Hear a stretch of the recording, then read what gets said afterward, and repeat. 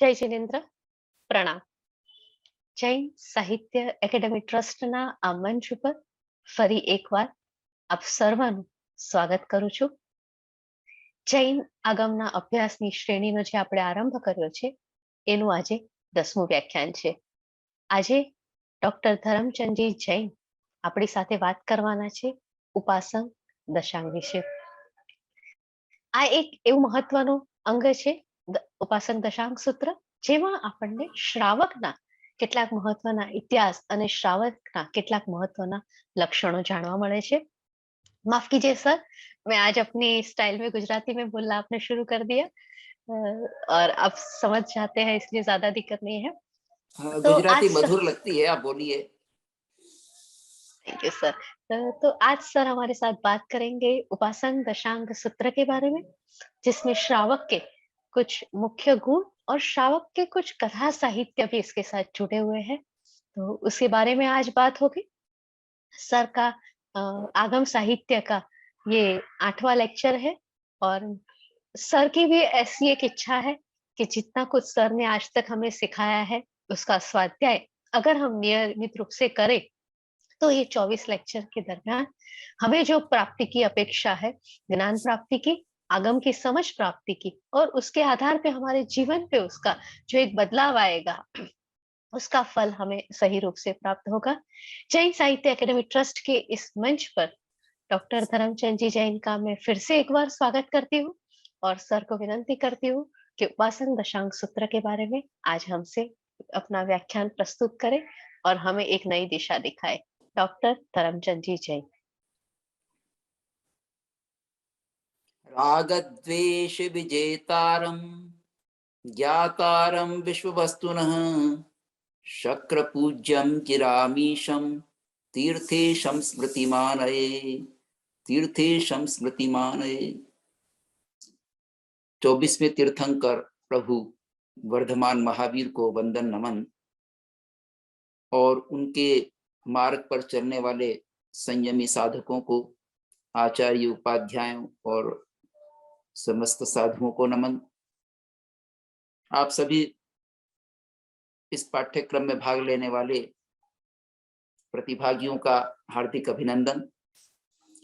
जैन साहित्य एकेडमी के द्वारा संचालित इस आगम पाठ्यक्रम में आज हम उपासक दशांग सूत्र की जानकारी प्राप्त करेंगे. उपासक दशांग सूत्र, जैसा कि आपको ज्ञात है, ये अंग आगमों की श्रेणी में है और 7वां अंग आगम माना जाता है. इसमें 10 उपासकों का वर्णन है. अगर हम अनुयोग की दृष्टि से देखें तो 4 अनुयोगों में समस्त आगम साहित्य को विभक्त किया गया है. द्रव्यानुयोग, चरणानुयोग, गणितानुयोग और धर्म कथानुयोग.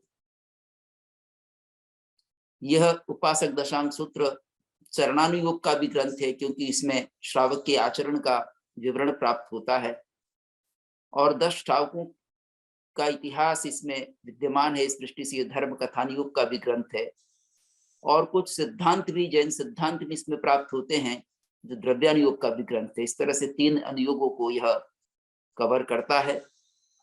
ऐसे उपासक दशांग सूत्र के संबंध में हम आज कुछ अध्ययन करेंगे. उपासक दशांग सूत्र में जैसा कि उपासक शब्द का प्रयोग हुआ है, उपासक शब्द का प्रयोग उप समीपे आसते असौ उपासकः, आस्ते असौ उपासकः, तो आसते इति उपासकः. जो समीप में बैठता है, किसके समीप में बैठता है? जो भगवान के समीप में बैठता है, भगवान से संबंध जोड़ता है, प्रभु की भक्ति में लीन होता है और प्रभु के द्वारा दिए गए उपदेश के अनुसार चलता है, वह उपासक है. उपासक के साथ एक विशेषण और लगाया जाता है, श्रवणोपासक. ये श्रवणों का उपासक है. तो श्रवण शब्द का प्रयोग भगवान के लिए भी किया गया है. श्रवणे भगवम महावीरे, ऐसा विशेषण भगवान महावीर के लिए भी आया है. तो भगवान महावीर भी श्रवण है, प्रभु भी श्रवण है और उनके द्वारा जो दीक्षित साधु हैं वो भी सब श्रवण हैं, उनके भी हम उपासक होते हैं. ऐसे श्रवणोपासकों का चरित्र इसमें है. यद्यपि भगवान महावीर के श्रवणोपासकों की संख्या तो 1,59,000 थी श्रावकों की, और श्राविकाओं की 3,18,000 थी। सबका चरित्र वर्णन तो इसमें नहीं है, मात्र 10 श्रावकों का वर्णन इसमें हमको प्राप्त होता है। अन्य कई श्रावकों का उल्लेख हमको भगवती सूत्र आदि में प्राप्त होता है, अन्य आगमों में भी प्राप्त होता है, किंतु इसमें 10 ऐसे श्रावकों का चरित्र वर्णित है जिनमें काफी समानताएं हैं। जो 20 वर्ष की पर्याय तक श्रावक धर्म का पालन करते हैं, अंत में संलेखना संथारा ग्रहण करते हैं और सभी सौधर्म देवलोक में उत्पन्न होते हैं मृत्यु के पश्चात, और सभी महाविद्य क्षेत्र में उत्पन्न होकर मुक्ति में जाएंगे। ऐसे 10 श्रावकों का इसमें वर्णन किया गया है। इस उपासक दशांग सूत्र का भी जब वर्णन प्राप्त होता है तो सुधर्मा स्वामी से जम्बू स्वामी प्रश्न करते हैं और जम्बू स्वामी को सुधर्मा स्वामी उत्तर देते हैं। उसी रूप में इस आगम का भी निर्माण हुआ है। तो इसमें 10 कौन से ऐसे श्रावक हैं जिनका वर्णन हमको प्राप्त होता है? वो 10 श्रावक हैं। एक तो आनंद है, प्रथम श्रावक जो प्रसिद्ध है। दूसरा कामदेव है। तीसरा चुलनी पिया है, चुलनी पिता जिसको कहा जाता है। चौथे सुरादेव हैं। पांचवें चुल्ल शतक हैं। छठे कुंडकोलिक हैं। सातवें शकडाल पुत्र या सद्दाल पुत्र है। आठवें महाशतक है। नौवें नंदिनी पिता है और 10वें साली ही पिता है। ऐसे 10 श्रावकों का उल्लेख हमको इसमें वर्णन हमको प्राप्त होता है। उल्लेखनीय हर एक का चरित्र वर्णित है। इन 10 श्रावकों में अब कुछ समानताएं देखते हैं। एक तो यह है कि ये 10 ही श्रावक धर्म का अंगीकार करते, इसको गृही धर्म कहा गया है। भगवान महावीर का का धर्म श्रवण करते हैं। भगवान महावीर जब पधारते हैं इनके निकटवर्ती ग्राम नगरों में, तो वहां पर ये जाते हैं, धर्म का श्रवण करते हैं और श्रवण करके 12 व्रत अंगीकार करते हैं। 12 व्रत अंगीकार करने के पश्चात उसका स्वयं खूब परिपालन करते हैं, बड़ी कठोरता से पालन करते हैं।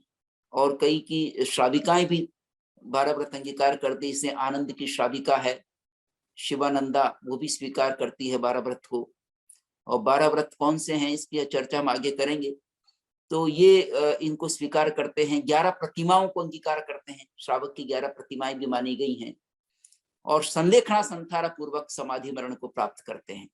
ये इनकी समानताएं हैं। और जब ये श्रावक धर्म का पालन करते हैं, अंत में संलेखना संथारा ग्रहण करने के पूर्व जब प्रतिमाएं अंगीकार करते हैं, तब अपना सारा कार्यभार ज्येष्ठ पुत्र को सौंप देते हैं और ज्येष्ठ पुत्र को सौंपकर स्वयं धर्म आराधना में लग जाते हैं। ये इनकी चर्या होती है। तो ऐसे 10 श्रावकों का वर्णन हम पढ़ेंगे। इनमें बड़ी इंटरेस्टिंग बातें, बहुत रुचिकर बातें हैं। कथात्मक है, पर कथात्मक के साथ साथ उनका चरित्र भी है। जो एक श्रावक की क्या चर्या होती है उसका दर्शन भी हमको इसमें प्राप्त होता है। वैसे श्रावकाचार पर बहुत ग्रंथ लिखे गए हैं, पर सबसे प्राचीन ग्रंथ अगर माना जाए तो ये आगम के रूप में उपासक दशांग सूत्र है, जिसमें श्रावक के चर्या का, श्रावक के व्रतों का, आचरण का वर्णन है। इसके पश्चात दिगंबर परंपरा में भी और श्वेतांबर परंपरा में भी अनेक ग्रंथ लिखे गए हैं। जो उमा स्वाति का तत्वार सूत्र है उसमें भी 12 व्रतों का विवेचन हमको प्राप्त होता है श्रावक के। इसी तरह से हरिभद्र सूरी के ग्रंथ हैं, श्रावक धर्म प्रज्ञप्ति आदि, उनमें वर्णन प्राप्त होता है। हेमचंद्र के योग शास्त्र में प्राप्त होता है। अनेक छोटे छोटे ग्रंथ, छोटे बड़े ग्रंथ लिखे गए हैं। ऐसे दिगंबर परंपरा में रत्नकर्ण श्रावकाचार है और आगार धर्मामृत है, उसमें भी वर्णन है। ऐसे कई सारे ग्रंथ हमको प्राप्त होते हैं, किंतु जो प्राचीन स्रोत हमको उपलब्ध होता है वो उपासक दशांग सूत्र है, जिसमें 12 व्रतों का उल्लेख हुआ है। श्रावक के 12 व्रत माने गए हैं। वैसे व्रत जो शब्द है वो व्रत किसको व्रत कहा गया है, तत्वार सूत्र परिभाषित करता है कि जो हिंसा, झूठ, चोरी, अब्रह्म सेवन और परिग्रह, इनसे जो विरति है वो व्रत है।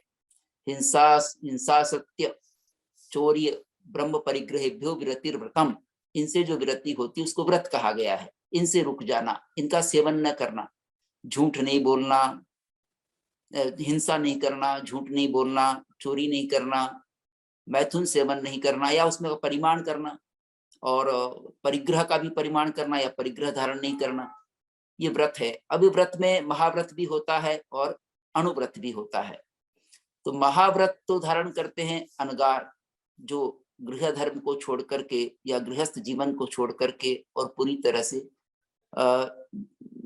पर प्रवर्ज्य अंगीकार कर लेते हैं, वो अनगार कहलाते हैं। मुनि धर्म जिसको कहा जाता है, श्रमण धर्म कहा जाता है, उस श्रमण धर्म को अंगीकार कर लेते हैं, साधु साध्वी बन जाते हैं, वो पंच महाव्रत को धारण करते हैं। वो पूरी तरह से हिंसा के त्यागी होते हैं। प्राणातिपात विरति उनकी पूरी तरह से होती है। एक इंद्रिय से लेकर के 5 इंद्रिय तक के किसी प्राणी का वो हनन नहीं करते। इसी तरह से पूरी तरह से झूठ का त्याग उनके होता है 3 करण 3 योग से। 3 करण 3 योग से अदत्ता दान का त्याग होता है, बिना दी हुई वस्तु को नहीं लेते। पूरी तरह से अब्रह्म सेवन का त्याग होता है मन वचन काया से, और करूं नहीं कराऊं नहीं अनुमोदु नहीं के रूप में। इसी तरह से परिग्रह का भी तीनों प्रकार से त्याग होता है 3 करण 3 योग से। किंतु श्रावक इतना त्याग नहीं कर पाता, वो गृहस्थ जीवन में रहता है। तो वह हिंसा का भी जब त्याग करता है, प्राणातिपात का, तो वह एकेंद्रिय को छोड़कर जो त्रस जीव है, त्रस जीव की हिंसा का त्याग करता है। 2 इंद्रिय से लेकर के 5 इंद्रिय तक के जीवों की, वो भी संकल्प हिंसा का, संकल्प पूर्वक उनकी हिंसा नहीं करता है।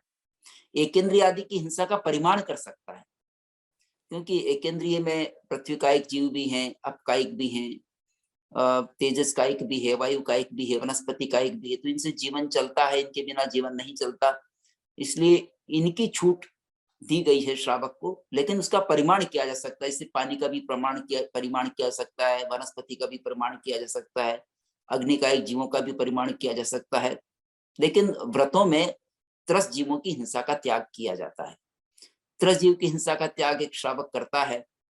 इसी तरह से वो जो त्याग करता है वो 2 करण 3 योग से करता है, यानी स्वयं हिंसा नहीं करता, दूसरों से हिंसा नहीं कराता, मन से, वचन से और काया से।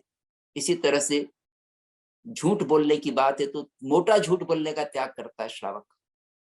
मोटा झूठ बोलने का त्याग करने का मतलब है कि बड़ी जो झूठ है, जैसे उसमें कुछ उदाहरण दिए गए हैं, जैसे कन्या के संबंध में झूठ नहीं बोलना कि कन्या अगर लंबाई में 5.5 फुट है तो उसको हम 6.25 फुट बता दें, या 5 फुट है तो 5.5 फुट बता दें। वो अगर गौरी नहीं है तो गौरी बता दें, या उसके बारे में जो भी कोई मिथ्या हम बात कहते हैं, तो ये मोटी झूठ है, क्योंकि उसका फल फिर भोगना पड़ता है। तुरंत ही समाज में भी उसकी अपख्याति होती, अपकीर्ति होती है। तो ऐसी तरह से भूमि के संबंध में झूठ बोलना, ये भी मोटी झूठ है।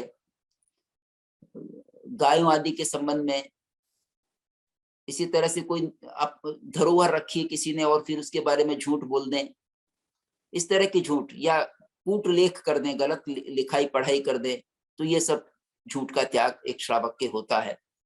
इसी तरह से जो अदत्ता दान विरमण व्रत है, उसमें चोरी करने का त्याग होता है। अब वो चोरी किसी भी रूप में हो, अब वो सेंध मार कर तो श्रावक चोरी नहीं करता है, पर दूसरे रूप में जो भी छोटी मोटी चोरी करता है, बड़ी चोरी का ही वहां पर त्याग है। पर चोरी छोटी भी नहीं करनी चाहिए, टैक्स आदि की भी चोरी नहीं की जानी चाहिए।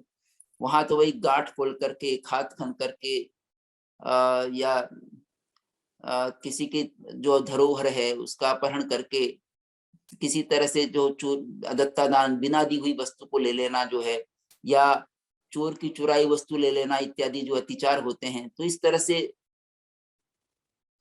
श्रावक को इस अदत्ता दान व्रत का भी पालन करना होता है।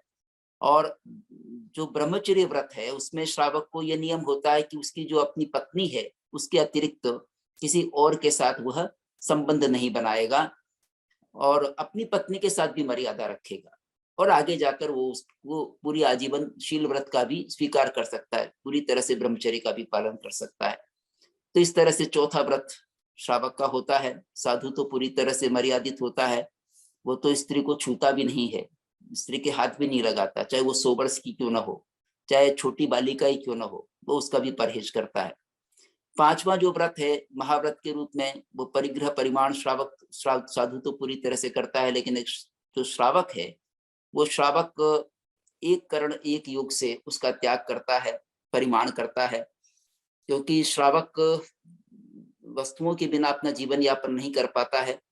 तो उसके वहां पर अधिक एक करण 3 योग से भी कर सकता है, पर ब्रह्मचर्य का पालन में एक करण एक योग कहा है, एक करण एक योग से करता है। तो ये मर्यादाएं बताई गई हैं श्रावक के लिए। और आगे जो 7 व्रत हैं, 5 अणुव्रत के अतिरिक्त 7 व्रत श्रावक के लिए अलग से निरूपित हैं। वो 7 व्रत हैं जिनको शिक्षा व्रत कहा गया है, और इनको 2 भागों में बांटा गया है, 3 गुण व्रत और 4 शिक्षा व्रत। 3 गुण व्रत, 4 शिक्षा व्रत में कौन से व्रत आते हैं? तो दिक् परिमाण व्रत है, किसी दिशा में, चाहे ऊर्ध्व दिशा हो, अध्व दिशा हो, या पूर्व पश्चिम उत्तर आदि दिशाएं हों, जो परिमाण किया है उन परिमाण में आगे पीछे नहीं जाना, अधिक नहीं जाना, इस तरह का व्रत श्रावक अंगीकार करता है, ताकि उसकी एक मर्यादा रहे। ऐसे भोगोपभोग परिमाण व्रत है, भोग और उपभोग की जो सामग्री है, चाहे भोजन आदि से संबंधित हो। कर्मादान का भी इसमें उल्लेख किया है, 15 कर्मादानों का। उन 15 कर्मादानों का भी त्याग श्रावक के होता है। वो 15 कर्मादानों की चर्चा भी अपने आप में महत्वपूर्ण है। इसी तरह से 8वां जो व्रत है, तो मर्यादा करता है इसमें, भोजन की और कर्मादान की मर्यादा करता है। उपभोग परिभोग की जितनी वस्तुएं हैं वो बड़ा महत्वपूर्ण है। उपभोग परिभोग परिमाण व्रत, उपभोग कहते हैं जिसका एक बार भोग किया जा सके और समाप्त हो जाए वस्तु, और परिभोग उसको कहते हैं जो बार बार भोगी जा सके। तो ऐसी वस्तुओं का भी परिमाण करता है। भोजन आदि को हम एक बार कर लेते तो उसको दोबारा नहीं कर पाते। वस्त्र आदि को बार बार धारण किया जा सकता है, वस्त्र एक बार पहना दोबारा पहन सकते हैं, दोबारा पहन सकते हैं, घर आदि में दोबारा रह सकते हैं। लेकिन कुछ वस्तुएं जो समाप्त हो जाती हैं उनका एक बार ही भोग हो पाता है, बार बार भोग नहीं हो पाता। परिभोग जिनका बार बार भोग हो सके, ऐसी वस्तुओं की भी मर्यादा की जाती है। और इसमें वो मर्यादा करता है आनंद श्रावक। आनंद श्रावक का इसमें जब वर्णन आता है तब इन व्रतों का विस्तार से वर्णन हुआ है। अन्य जो श्रावक हैं उनमें फिर वर्णन करने की आवश्यकता नहीं रही, क्योंकि एक बार वर्णन कर दिया गया तो सूत्र में बार बार उसका कथन नहीं होता है। तो आनंद श्रावक के संदर्भ में आनंद श्रावक का जब वर्णन किया गया तब व्रतों का और उनके अतिचारों का उल्लेख किया गया है। तो 7वें व्रत में 15 कर्मादानों की भी चर्चा है। 15 कर्मादान बड़े महत्वपूर्ण हैं। इंगाल कमे, वण कमे, साड़ी कमे, भाड़ी कमे, फोड़ी कमे, दंत वाणिज्य, लख वाणिज्य, रस वाणिज्य, केस वाणिज्य, विष वाणिज्य, जनपीलन कमे, नीलन क्षण कमे, दावगी दावणिया, सरद तलाय शोषणिया, असजन पोषणिया। ये जो 15 कर्मादान हैं, इनसे अधिक कर्मों का बंध होता है, क्योंकि इनमें अधिक हिंसा होती है। तो ये 15 कर्मादान श्रावक के लिए व्यापार में त्याज्य हैं। इस तरह का व्यापार एक श्रावक को नहीं करना चाहिए, और इसका परिमाण वो करते हैं, त्याग कर देते हैं आनंद आदि श्रावक। तो इनमें इंगाल कर्म में क्या है? अंगार कर्म। अंगार कर्म है अग्नि कर्म। अग्नि कर्म का अर्थ होता है कि कोयले आदि बनाना। इसमें लकड़ी को जलाया जाता है, कोयले आदि का व्यापार में बड़ी हिंसा होती है वनस्पति की। तो अंगार कर्म को त्याज्य बताया गया। ऐसा धंधा करना ठीक नहीं है, ऐसा व्यापार करना ठीक नहीं है। ऐसे वन कर्म है, वन की कटाई करना, लकड़ी काटना, वन की कटाई करना, उसको वन का विनाश कर देना, विनाश जिसमें होता हो वो वन कर्म है। ऐसे साटिक कर्म है, साकटिक कर्म, जिसमें शकट आदि का निर्माण होता है, शकट आदि चलाया जाता है। और भाटिक कर्म, जिसमें भाड़े पर वाहन दिए जाते हैं, या मकान आदि भी भाड़े पर दिया जाना भी इसमें संभव है। तो भाड़े पर चलाना भी, गाड़ियों का भाड़े पर चलाना भी ठीक नहीं है, उसमें भी कर्मादान होता है। इसी तरह से फोड़ी कर्म में, जिसमें भूमि की जो खदानें हैं, भूमि का खनन जिसमें अधिक होता है, ऐसे खानों का कार्य करना, ये भी एक श्रावक के लिए त्याज्य है। श्रावक को ऐसे खानों का कार्य नहीं करना चाहिए। दंत वाणिज्य, हाथी दांत का व्यापार पहले खूब हुआ करता था, तो उसके कारण से हाथी मारे जाते थे, तो उस वाणिज्य का भी त्याग इसमें बताया गया है। केश वाणिज्य, जो केशों का व्यापार है, बालों का व्यापार है, चाहे वो किसी भी पशु के बालों का व्यापार हो, उसको भी त्याज्य बताया है।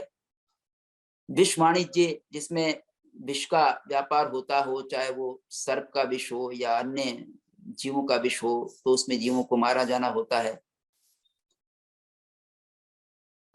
यंत्र पीलन कर्म है। यंत्र पीलन कर्म में जैसे मशीनों आदि से पीलन का काम होता है, जैसे ये मशीनें होती है तेल निकालने की इत्यादि, उनमें भी हिंसा ज्यादा होती है, क्योंकि उसमें त्रस्त जीवों की भी हिंसा हो सकती है, तो उसको त्याज्य बताया है। ऐसे लाख का व्यापार है, लाख का व्यापार भी त्याज्य बताया है। रस का व्यापार यानी जो मदिरा आदि बनाने का व्यापार है, वह भी त्याज्य बताया गया है।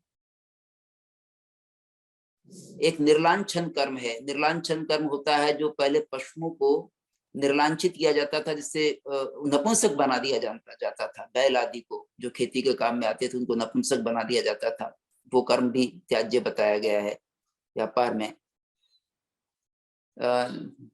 इसी तरह से जो तालाब को सुखाने का कार्य है, वह भी सुखाने आदि का कार्य है, वो भी त्याज्य बताया गया है। और जंगल में आग लगाने का कार्य जिसमें होता हो, दबग्गी दामणिया, उसको भी त्याज्य बताया है। और असही जन पोषण या असती जन का पोषण करना, असती जन में आ जाते हैं वेश्या आदि का या दूसरा दुराचार करने वाले लोगों का जो पोषण करना है, गुंडे पालना है, वेश्याओं को पालना है, या ऐसे ही मनुष्यों का पोषण करना जो संसार में विध्वंस पैदा करते हो, हिंसा को पैदा करते हो, ऐसे लोगों का पालन पोषण करना भी ठीक नहीं माना गया। तो इन सबको कर्मादान कहा है। इन कर्मादानों को छोड़ने से ही अनेक जीवों को अभयदान प्राप्त हो जाता है, लाखों जीवों को अभयदान प्राप्त हो जाता है। यही नहीं, अनंत जीवों को अभयदान प्राप्त हो सकता है, क्योंकि वनस्पति काय में अनंत जीव होते हैं। तो ऐसे अनंत जीवों को अगर अभयदान देना है तो इस प्रकार के कार्यों को छोड़ देना चाहिए, त्याज्य हैं। तो 7वां व्रत में इस प्रकार का भी वहां पर 15 कर्मादानों का भी उल्लेख हुआ है। 8वां व्रत अनत्था दंड विरमण व्रत है, जिसमें 4 प्रकार का अनर्थ दंड बताया गया है। एक तो अपध्यानाचरित, अवज्झाना यरिये, अपध्यान पूर्वक आचरण करना, अर्थ ध्यान शुक्ल ध्यान करना, ये अनर्थ है। विकार बेकार हम अर्थ ध्यान और रुद्र ध्यान में दुखी होते रहते हैं। तो किसी भी चीज की चिंता करना और कुपित होना, हिंसा का प्रयोग करना, ये त्याज्य है श्रावक के लिए। इसी तरह से प्रमाद पूर्वक आचरण करना, ये प्रमाद होता है आत्मा को भूल करके दूसरे कार्यों में अपने समय को अधिक व्यतीत करना, ये प्रमाद आचरण है। व्यर्थ में ही गप हाँकने बैठे हैं, जिसका कोई औचित्य नहीं है, निंदा करने बैठे हैं और इस तरह की उल जलूल बातों में अपना समय व्यतीत कर रहे हैं, ताश खेलने में, चौपड़ खेलने में व्यतीत कर रहे हैं, या अन्य मोबाइल देखने में ही अपना टाइम पूरा व्यतीत कर रहे हैं, जिसका कोई अर्थ नहीं निकलता है। तो ये अनर्थ दंड है। इसी तरह से हिंसक पयाणे, हिंसा के जो साधन हैं, उन हिंसा के साधनों को एकत्रित करते रहना, उनको बढ़ाना, या हिंसा के साधनों को दूसरों तक पहुंचाना, ये भी अनर्थ दंड है। और पाप कर्म का उपदेश देना, दूसरों को गलत शिक्षा देना जिससे पाप की वृद्धि हो, ऐसी शिक्षा देना, ये भी अनर्थ दंड है। तो ये चारों प्रकार के अनर्थ दंड त्याज्य हैं। बिना बात के हम हिंसा करते रहते हैं और उसको आसानी से रोका जा सकता है, अनर्थ दंड को आसानी से रोका जा सकता है। आज व्यक्ति कई प्रकार के अनर्थ दंड के रूप में हिंसा करता रहता है, बेकार ही अपने समय का, अपनी शक्ति का दुरुपयोग करता है, अपने सामर्थ्य का दुरुपयोग करता है। तो उसको रोक करके और हिंसा को रोका जा सकता है। बहुत सारी हिंसा को अनर्थ दंड से, पानी बेकार जा रहा है, बेकार बहा जा रहा है, हम काम में नहीं ले रहे हैं तो अनर्थ दंड है। तेज कुछ चूल्हा जल रहा है और हम काम में नहीं ले रहे हैं, घर की लाइट जली हुई है, कोई बैठा हुआ नहीं है, पंखा चल रहा है, कोई बैठा हुआ नहीं है, ये अनर्थ दंड है। इस सबको रोका जा सकता है। इस तरह से अगर अनर्थ दंड को रोका जाए तो देश में समृद्धि भी होगी और काफी हिंसा रुकेगी, सब तरह के साधनों की पूर्ति भी होने लगेगी, जहां कमी है उसकी पूर्ति होने लगेगी। इस तरह से ये भी अपने श्रावकाचार का जो एक अंग है, ये पूरी सृष्टि के लिए उपयोगी है। सामायिक, अब जो 4 शिक्षा व्रत है उनमें सामायिक पहला शिक्षा व्रत है। सामायिक की साधना भी एक श्रावक करता है, प्रतिदिन उसको सामायिक करनी चाहिए। और एक सामायिक में वो समभाव की साधना करता है, जो 48 मिनट की होती है कम से कम, क्योंकि ध्यान का समय 48 मिनट का माना गया है। एक मुहूर्त की होती है, एक मुहूर्त 48 मिनट का होता है। 48 मिनट तक वो इस प्रकार से अपने आप की धर्म साधना करता है, जिसमें स्वाध्याय भी कर सकता है, ध्यान भी कर सकता है, आत्मचिंतन मनन कर सकता है और सारे 18 पापों का त्याग करके बैठता उसमें। प्राणातिपात आदि समस्त राग द्वेष आदि समस्त पापों से रहित होकर के 48 मिनट तक साधना करता है। ये सामायिक साधना है। तो मन कहीं बाहर ऐसी जगह नहीं जाना चाहिए। मन अगर गलत चिंतन में जाता है तो वो नहीं जावे। वचन का दुष्प्रयोग नहीं हो, काया का दुष्प्रयोग नहीं हो, दुष्प्रणिधान नहीं हो, इस तरह का व्यापार, इस तरह की क्रियाएं सामायिक में होती हैं। तो ये सामायिक आत्म साधना का बहुत बड़ा अंग है। इसी तरह से 10वां जो व्रत है वो देशावगाशिक व्रत है, जो एक तरह से संक्षिप्त रूप है छठे व्रत का, दिशा व्रत का और भोगोपभोग परिमाण व्रत का, 7वें व्रत का, जो प्रतिदिन किया जा सकता है देशावगाशिक व्रत। उसके बाद उस सीमा में किसी से कोई चीज मंगवाई नहीं जाती, कोई भी इशारा करके भी नहीं मंगवाई जाती। एक तरह से पूरा परिमाण उसमें होता है, द्रव्यों का परिमाण भी होता है। 11वां जो व्रत है वो पोषोदोपवास व्रत है, जिसमें चारों प्रकार के आहार का त्याग करके व्यक्ति उपवास करता है। उपवास करके पोषद की साधना में बैठता है। तो पोषद 24 घंटे का भी हो सकता है, प्रतिपूर्ण पोषद 5 प्रहर का भी हो सकता है, और उससे कम का कम से कम 4 प्रहर का भी हो सकता है। तो ये पोषद की साधना भी एक श्रावक करता है।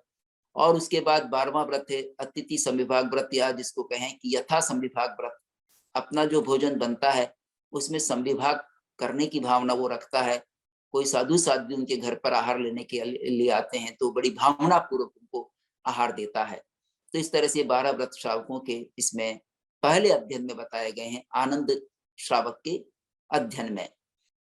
तो 12 व्रतों में इसमें वर्णन सब व्रतों का नहीं हुआ है, कुछ व्रतों का वर्णन इसमें छोड़ दिया गया है, लेकिन अतिचार सबके दिए गए हैं। उन अतिचारों से पता चलता है कि इसमें 12 ही व्रत स्वीकार किए थे आनंद श्रावक ने, और कहा भी गया है दुवाला से भी हम घी धम्मम पड़िवज्जयी, 12 प्रकार के गृहस्थ धर्म को स्वीकार करता है आनंद श्रावक। तो आनंद श्रावक ने 12 प्रकार के इस श्रावक धर्म को स्वीकार किया है, और यही स्वीकार नहीं किया, उसके साथ साथ श्रावक धर्म को स्वीकार करने के पहले सम्यक्त्व को भी स्वीकार करना होता है। सम्यक्त्व पूर्वक ही 12 व्रतों की आराधना, सम्यक आराधना होती है। तो सम्यक्त्व को तो वैसे सही बोध कैसे हो जाएगा, तो भगवान महावीर का जब उपदेश श्रवण किया आनंद श्रावक ने, तो उपदेश श्रवण करने के साथ ही उसने उसमें सम्यक प्रतिपत्ति की। वो कहता है भगवान आपने जो फरमाया है श्रद्धा में न बनते, मैं श्रद्धा करता हूँ, प्रतीति करता हूँ और आपके उपदेश पर रुचि रखता हूँ। आपने जो फरमाया वो सत्य है, अवितत है, यथाभूत है, जैसा आपने फरमाया उस पर मैं पूरा विश्वास करता हूँ। इस तरह से वो सम्यक श्रद्धान करता है, और सम्यक श्रद्धान पूर्वक ही वह 12 व्रतों का पालन करता है। तो यहाँ अब यह सम्यक्त्व का गहरा अर्थ भी हो सकता है, जो जिसकी दृष्टि सम्यक बन गई, वहां पर दृष्टि सम्यक बन गई है आनंद श्रावक की, कि वह भोगों से विरत होकर के और साधना के मार्ग पर चल पड़ा है। यही उसकी वहां सम्यक दृष्टि है। भोगों में उसने दुख को स्वीकार किया है, और वह योग की प्रवृत्ति में या साधना की प्रवृत्ति उन्मुख हो गया है। यह उसका सम्यक दर्शन है। और अदेवों को छोड़कर देवता बुद्धि हो गई, अगुरु को छोड़कर या कुगुरु को छोड़कर सदगुरु में उसकी प्रवृत्ति हो गई, श्रद्धा हो गई, सही सच्चे धर्म पर श्रद्धा हो गई। ये भी उसका सम्यक दर्शन का रूप है। इस सम्यक दर्शन के रूप के साथ ही उसने श्रावक धर्म को स्वीकार किया है। इसलिए इसमें सम्यक दर्शन के भी 5 अतिचारों का वर्णन हमको प्राप्त होता है। शंका, कंखा, वितिकिच्छा, प्रपाषण, प्रशंसा, परपाषण, संथवो। शंका यानी भगवान ने जो धर्मोपदेश दिया है उसमें किसी प्रकार का संदेह होना शंका है। संदेह होने का मतलब है कि उसमें शक करना, या संदेह करना, डाउट करना, संदेह शक करना कि ये ऐसा नहीं हो सकता, ऐसा कैसे हो सकता है। उसमें अगर हमको जिज्ञासा हो तो उसका निषेध नहीं है। संशय हो सकता है। गौतम गणधर को भी भगवान से बार बार परीक्षा करनी पड़ी संशय होने पर। गौतम गणधर को भी संशय होता था कि इसका क्या उत्तर होगा, भगवान से पूछूं इसका क्या उत्तर होगा। तो वो संशय का निषेध नहीं है, पर अश्रद्धा पैदा करने वाली जो शंका है उसका निषेध है।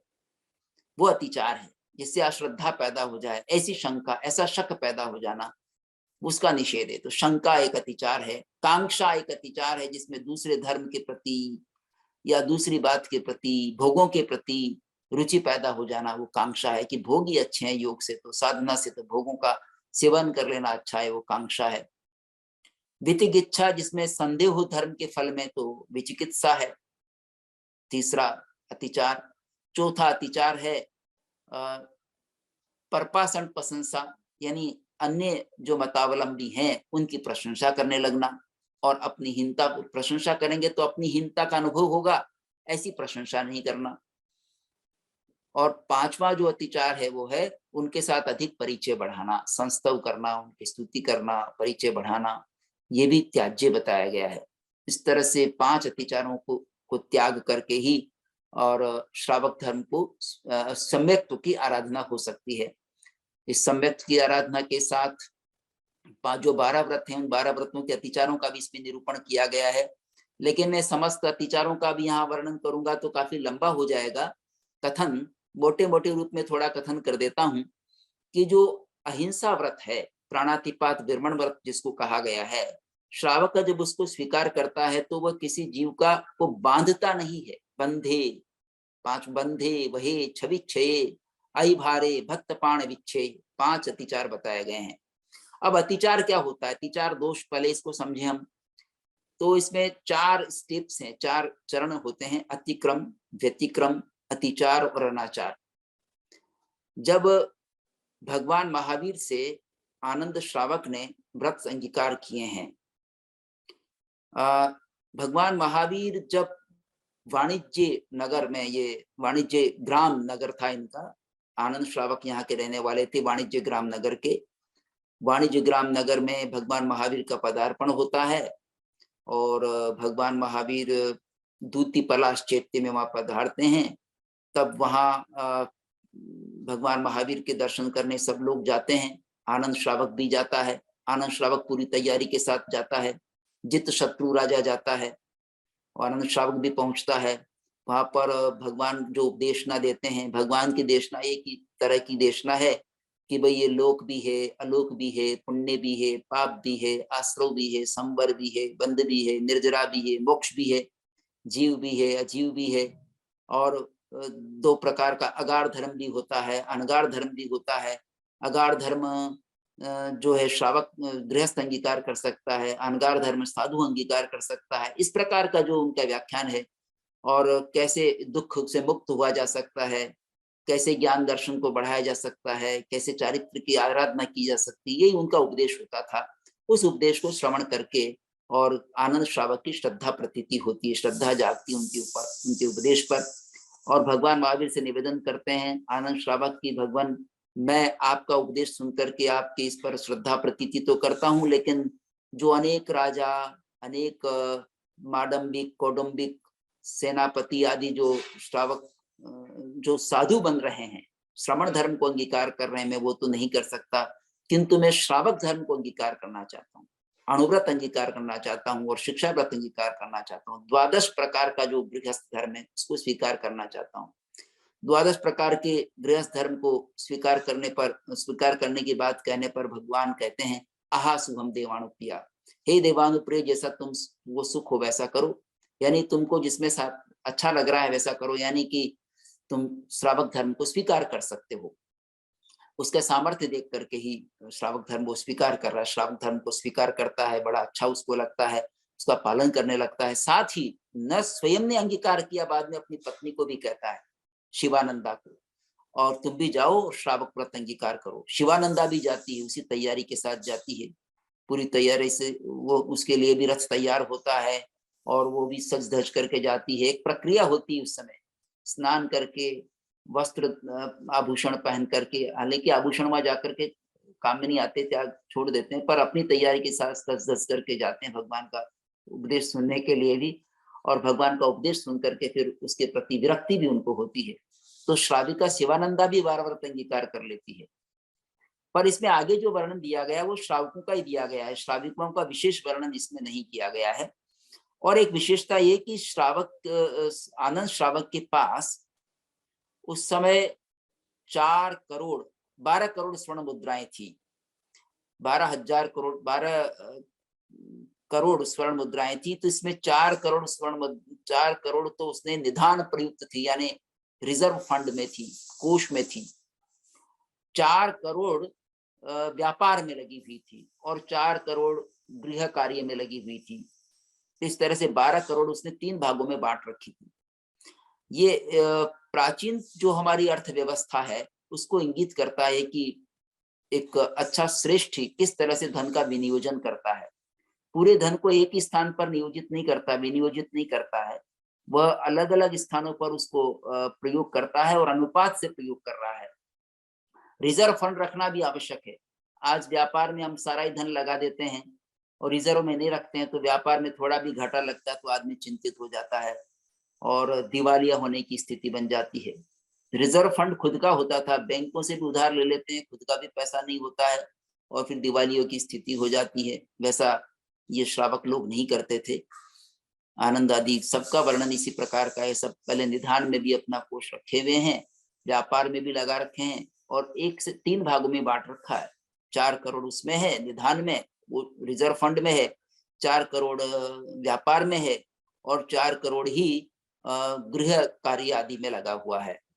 इस तरह से 12 करोड़ स्वर्ण मुद्राएं उनके पास थी। इसी तरह से 40,000 गायें थी। 10-10 हजार के 4 गायों के ब्रज हुआ करते थे, तो 4 ब्रज थे तो 40,000 गायें आनंद श्रावक के थी। कितना गोपालन का काम होता होगा उस समय, हम अनुमान लगा सकते हैं। 40,000 गाय एक ही श्रावक रख रहा है। आज 40,000 गायें एक गांव में नहीं मिलती, पूरे में एक नगर में नहीं मिलती। गायों की तो कमी होती जा रही है। जब से खेती का कार्य मशीनों पर आधारित हो गया और दूध का कार्य भी डेयरी में, दूध भी डेयरी में पैदा होने लग गया, तब से इन पशुओं की दुर्दशा हो गई और इनको करुणा भाव से नहीं पाला जा रहा है, केवल व्यापार से पाला जा रहा है। दूध को भी जबरदस्ती निकाला जा रहा है, इसलिए कई वो लोग वीगन होते जा रहे हैं। दूध का प्रोडक्ट छोड़ते जा रहे हैं, तो बड़ी दुर्दशा है। लेकिन उस समय इतनी गायें पाली जाती थी, वो इतना दूध थोड़ी ना उनके काम आता था। वो उस दूध को लोगों को बांटते भी होंगे, नगर में बांटते होंगे और इतना वो कोई व्यापार उससे करते होंगे, इतना कोई खरीदने वाला होता होगा ये भी कहा नहीं जा सकता। तो वो तो लोक कल्याण में भी, जन जीवन में भी लोगों को सहयोग करने की दृष्टि से भी उस दूध का, दही का, घी का इत्यादि का उपयोग करते रहे होंगे। ऐसे 40,000 गायें उनकी होती थी, तो कितना, ऐसी उनकी जमीन भी थी, खूब बड़ा भूभाग भी था। 500 हल जितनी हल जोता जा सके इतनी भूमि थी उसके पास। तो ऐसा आनंद श्रावक था। आनंद श्रावक के ये सब होते हुए भी, खूब समृद्ध होते हुए भी, वो श्रावक धर्म को अंगीकार करता है, 12 व्रतों के अंगीकार करता है। आज हम थोड़ी धन संपदा होने पर भी उन 12 व्रतों को स्वीकार नहीं कर पा रहे हैं। हम झूठ को नहीं छोड़ पाते, हम चोरी को नहीं छोड़ पाते, हम अन्य व्रतों को स्वीकार नहीं कर पाते हैं। 12 व्रत भी हमको कठिन लगते हैं स्वीकार करने में। तो ये भगवान की वाणी का प्रभाव था कि भगवान की वाणी को सुनकर के इन श्रावकों के मन में श्रावक धर्म अंगीकार करने की भावना जागी। तो आनंद श्रावक के इस वर्णन में 12 व्रतों का उल्लेख हुआ, 12 व्रतों के अतिचारों का उल्लेख हुआ। अतिचारों में बंधे वे छविछे, किसी प्राणी को बांधना, किसी प्राणी का वध कर देना या छवि छेद कर देना, उनके अंग भंग कर देना। अब मैं एक एक व्रत का अगर अतिचार बताने लगूंगा तो समय लगेगा, तो इसलिए समय अगर बाद में बचेगा तो मैं इसका वर्णन कर दूंगा, हम आगे का कथानक देखेंगे। तो सभी व्रतों के अतिचारों का इसमें उल्लेख किया गया है और सब महत्वपूर्ण है। इन व्रतों के अतिचारों से व्रतों की और अधिक स्पष्टता हो जाती है। ये बात सही है, अधिक स्पष्टता हो जाती है। जैसे वृषावाद विरति वर्णन में कहा गया है, विरति व्रत में कहा गया है कि अचानक सहसा का तो किसी पर झूठा आरोप नहीं लगाना चाहिए, लगाते हैं तो वो अतिचार है। अचानक किसी पर झूठा आरोप लगा दिया, बिना सोचे समझे, सत्य को जाना नहीं और झूठा आरोप लगा दिया, पता ही नहीं है सच्चाई क्या है और झूठा आरोप लगा दें, तो ये भी अतिचार है, दोष है। हाँ, तो मैं एक बात बताने जा रहा था कि 4 स्थितियां होती है, अतिक्रम, व्यतिक्रम, अतिचार और अनाचार। अतिक्रम होता है मन में संकल्प पैदा होना दोष लगाने के लिए, यानी जैसे हिंसा करने का भाव पैदा हुआ तो मन में संकल्प पैदा होगा पहले, तो अतिक्रम होगा। फिर व्यतिक्रम, उसके प्रति जो सामग्री जुटाई जाएगी उसको व्यतिक्रम कहेंगे। फिर अतिचार होगा, उसमें आंशिक दोष लग जाए तो अतिचार है और पूर्ण भंग हो जाए तो वह अनाचार है। इस तरह से 4 प्रकार 4 स्थितियां होती है दोष लगने की, तो अतिचार का यहाँ पर त्याग बताया गया है। अतिक्रम व्यतिक्रम होने तक भी कोई बात नहीं, लेकिन अतिचार नहीं लगना चाहिए। अनाचार तो पूरी तरह दोष है, उसका फिर प्रायश्चित लेना पड़ता है। अगर अनाचार हो गया तो प्रायश्चित लेंगे, चाहे गुरु के मुख से लें चाहे स्वयं लें। इसलिए आलोचना और प्रतिक्रमण रोज किया जाता है व्रतों का, प्रतिक्रमण भी किया जाएगा, आलोचना भी की जाएगी, तो उसी से श्रावक जो है अपनी शुद्धिकरण कर पाएगा कि मैं व्रतों को शुद्ध करके आगे बढ़ूं। दूसरा जो व्रत है, दूसरे व्रत में इस तरह से जो बात कही, सहसा कार्य, अचानक किसी पर झूठा आरोप नहीं लगाना चाहिए। ऐसी तरह से एकांत में गुप्त बातचीत को प्रकट नहीं करना चाहिए, कोई गोपनीय बात है उसको प्रकट नहीं करे। स्त्री पुरुष का जो आपस में कोई विचार है उसको बाहर प्रकट नहीं करना चाहिए। कूटलेख क्रिया नहीं करनी चाहिए। इस तरह की चर्चा पहले भी आ चुकी है। तो इस तरह से ये हर व्रत बड़ा महत्वपूर्ण है, उसके अतिचारों से उस व्रत की और अधिक स्पष्टता होती जाती है। तो 12 व्रत स्वीकार करने की बात इसमें आई है। फिर इसमें एक और बात आई है, संलेखना संथारा ग्रहण करने की। तो उसके भी 5 अतिचार हैं, उनकी मैं यहाँ चर्चा कर देता हूँ। यहाँ सभी श्रावक, देखिए साधु तो संलेखना संथारा ग्रहण करते रहे हैं, पर श्रावकों ने भी ग्रहण किया है। आज भी श्रावक ग्रहण कर सकते हैं, कई श्रावक ग्रहण करते हैं संलेखना संथारा। इन 10 श्रावकों ने भी संलेखना संथारा व्रत ग्रहण किया है।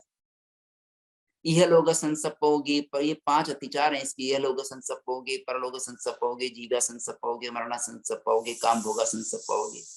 इस लोक में कुछ वांछाभिलाषा करना, इस लोक में सुख की भोगों की अभिलाषा करना, इसका अतिचार होता है। त्याग है, त्याग होता है। यह लोग ये अतिचार यानी इसका त्याग होता है। केवल कर्म क्षय के लिए संलेखना संथारा किया जाता है, और वो भी स्थिति देख करके कि अब मेरा आयुष्य अधिक नजर नहीं आ रहा है, तो संलेखना संथारा किया जाता है। तो इस लोक में कुछ चाहने की आशा से संलेखना संथारा नहीं करना चाहिए, परलोक में कुछ चाहने की आशा से भी नहीं करना चाहिए। ये लोग असंसपोगे, परलोक असंसपोगे, जीविया संसपोगे, जीवन में और आशंसा करना, जीवित रहने की इच्छा रखना, और मरण मृत्यु की इच्छा करना। जीवन की इच्छा और मृत्यु की इच्छा दोनों त्याज्य हैं। और ये लोग संसपोगे, परलोक संसपोगे, जीवा संसपोगे, मरना काम भोगा संसपोगे, काम भोग की इच्छा करना कि काम भोग और प्राप्त होगा, देवगति में जाऊंगा, ऐसी इच्छा करना, ये सब त्याज्य है। संलेखना संथारा का एक ही मात्र प्रयोजन होता है, निर्जरा, कर्मों की निर्जरा हो, इसलिए संलेखना संथारा किया जाता है। और संलेखना संथारा में भी 2 तरह का उसमें कार्य होता है। एक तो कषाय की संलेखना होती है, और एक शरीर की संलेखना होती है। शरीर की संलेखना तो हो जाएगी, जो कि वो अनशन में रहेगा तो शरीर तो दुबला होता चला जाता है, पर कषाय भी क्षीण होना चाहिए। कषाय की संलेखना होनी चाहिए खास। जो क्रोध मान माया लोग कषाय हैं, वो क्षीण हो रहे हैं कि नहीं, पूर्व संस्कार कषायों के क्षीण हो रहे हैं कि नहीं, ये भी देखने की आवश्यकता है। तो इस तरह से कषायों का क्षय होते रहे और शरीर भी क्षीण होता रहे, तब ये संलेखना होने के बाद संथारा किया जाता है। तो 1 मास का संलेखना संथारा इन श्रावकों को आता है। और उसके बाद ये सौधर्म कल्पदेव में अलग अलग विमानों में पैदा होते हैं। अरुणाभ में अरुणोत्पन्न, अलग अलग नाम उसमें दिए गए हैं। हर श्रावक वहां पर जाकर के उत्पन्न होता है। तो एक विशेष बात यहाँ ये आती है कि जब आनंद श्रावक संलेखना संथारा कर रहे होते हैं, उस समय में उनको अवधि ज्ञान की प्राप्ति हो जाती है। अवधि ज्ञान प्राप्त होने पर वहां भगवान महावीर का पदार्पण होता है पुनः वाणिज्य ग्राम नगर में, और पास में वो चैत्य में ठहरे हुए थे, उद्यान में ठहरे होते हैं। वहां से गौतम गणधर भिक्षा के लिए वाणिज्य ग्राम में आते हैं। उनको सुनने में आता है कि यहाँ आनंद श्रावक के संलेखना संथारा चल रहा है, तो उसकी वहां दर्शन देने के लिए जाते हैं। संलेखना संथारा कर रहे हैं तो वहां पहुंच जाते हैं। पहुंचने पर आनंद श्रावक उनको वंदन करने के लिए उठने की कोशिश करते हैं, लेकिन वो उठ नहीं सकते, क्योंकि वो इतने क्षीण काय हो गए हैं कि अब उनमें सामर्थ्य नहीं है शरीर से कि वो उठ करके वंदन कर सकें। तो गौतम गणधर ही अंदर आकर उनको दर्शन देते हैं। उनमें बातचीत होती है और आनंद श्रावक पूछते हैं कि वे एक श्रावक को अवधि ज्ञान हो सकता है क्या। गौतम गणधर कहते हैं कि हाँ, हो सकता है। तो आनंद श्रावक अपने को उत्पन्न हुई अवधि ज्ञान के बारे में कहते हैं कि मुझे पूर्व, पश्चिम और दक्षिण में लवण समुद्र में 500 योजन तक दिखाई दे रहा है, और उत्तर में चुल्ल हिमवान वर्षधर पर्वत तक दिखाई दे रहा है। ऊर्ध्व दिशा में सौधर्म देवलोक तक दिखाई दे रहा है, और अधो दिशा में रत्न प्रभा पृथ्वी में लोलुपाच्युत नरक तक दिखाई दे रहा है। तो गौतम गणधर कहते हैं कि भाई एक श्रावक को अवधि ज्ञान तो हो सकता, पर इतना अवधि ज्ञान नहीं हो सकता। तुम प्रायश्चित लो, तुमने मिथ्या भाषण किया है। तो आनंद श्रावक सहज में कहता है कि भगवान, क्या सच्चाई बोलने पर भी प्रायश्चित लिया जाता है? कोई नहीं लिया जाता। तो आप प्रायश्चित लीजिए, वे मेरी सच्चाई तो यही है। और गौतम गणधर को वो प्रायश्चित लेने की बात आनंद श्रावक कहते हैं। गौतम गणधर वहां से विहार करके जब भगवान के समवत शरण में पधारते हैं, वहां जाते हैं तो भगवान को निवेदन करते हैं आहार लेने के पहले कि भगवान, आज ऐसी बात हुई कि आनंद श्रावक को अवधि ज्ञान हुआ है, वो संलेखना संथारा कर रहे हैं और वो ऐसी बात कर रहे हैं कि मुझे इतना अवधि ज्ञान हुआ है, तो क्या ये सच है? भगवान कहते हैं कि सच है, और तुमको ही प्रायश्चित लेना है, जाकर उससे क्षमा याचना करो। गौतम गणधर तुरंत, एक साधु होते हुए तुरंत उस श्रावक के पास पहुंचते हैं, आनंद श्रावक के पास, और क्षमा याचना करते हैं कि मुझसे मिथ्या भाषण हुआ है और आपका अवधि ज्ञान सही है। ऐसे ऐसे श्रावक हुए हैं जिनके ज्ञान से भगवान तो खैर परिचित होते ही हैं, पर जिनके कारण एक श्रमण को भी क्षमा याचना करनी पड़ी। और श्रमण का भी देखिए, इतने बड़े साधु होते हुए भी क्षमा याचना करने में उनको किसी प्रकार का संकोच अनुभव नहीं हुआ। ये भी महत्व की बात है। और वो से आनंद श्रावक से जाकर क्षमा याचना करते हैं। आनंद श्रावक बाद में, पर इसके पहले आनंद श्रावक ने संलेखना संथारा करने के पहले, जैसा मैंने कह दिया है कि 11 प्रतिमाओं की भी वो आराधना करते हैं। 11 प्रतिमाओं में 5.5 वर्ष की साधना लग जाती। इसमें पहली जो प्रतिमा है वो तो व्रत प्रतिमा है, इसमें दर्शन प्रतिमा है। दर्शन प्रतिमा में श्रावक श्रद्धा रखता है, भगवान की वाणी पर श्रद्धा रखता है, और सम्यक दर्शन भी उसको होता है, तो दर्शन प्रतिमा उसका नाम दिया गया है। दर्शन प्रतिमा के साथ साथ फिर दूसरी प्रतिमा जो है वो व्रत प्रतिमा है। व्रत प्रतिमा में 12 व्रतों को अंगीकार करने की बात आती है, ये व्रत प्रतिमा है। तीसरी प्रतिमा सामायिक प्रतिमा है, जिसमें प्रतिदिन 3 बार सामायिक की जाती है। चौथा पोषद प्रतिमा है, जिसमें अष्टमी चतुर्दशी को पोषद किया जाता है, जो उपवास के साथ हुआ करता है। 5वीं प्रतिमा कायोत्सर्ग प्रतिमा है। एक श्रावक भी कायोत्सर्ग की साधना करता है, जिसमें वो काया से अपना ममता का त्याग करता है और आत्मचिंतन मनन करता है, ध्यानस्थ होता है, तो कायोत्सर्ग प्रतिमा की साधना करता है। 6ठी प्रतिमा ब्रह्मचर्य प्रतिमा है, तो ब्रह्मचर्य का इसमें पालन करता है पूरी तरह से। और सचित 7वीं है सचित्ताहार वर्जन, सचित आहार का पूरी तरह त्याग कर देता है। सचित आहार बिल्कुल सेवन नहीं करता, यानी अचित्त आहार का, प्रासुक आहार का ही सेवन करता, अचित्त आहार का ही सेवन करता है।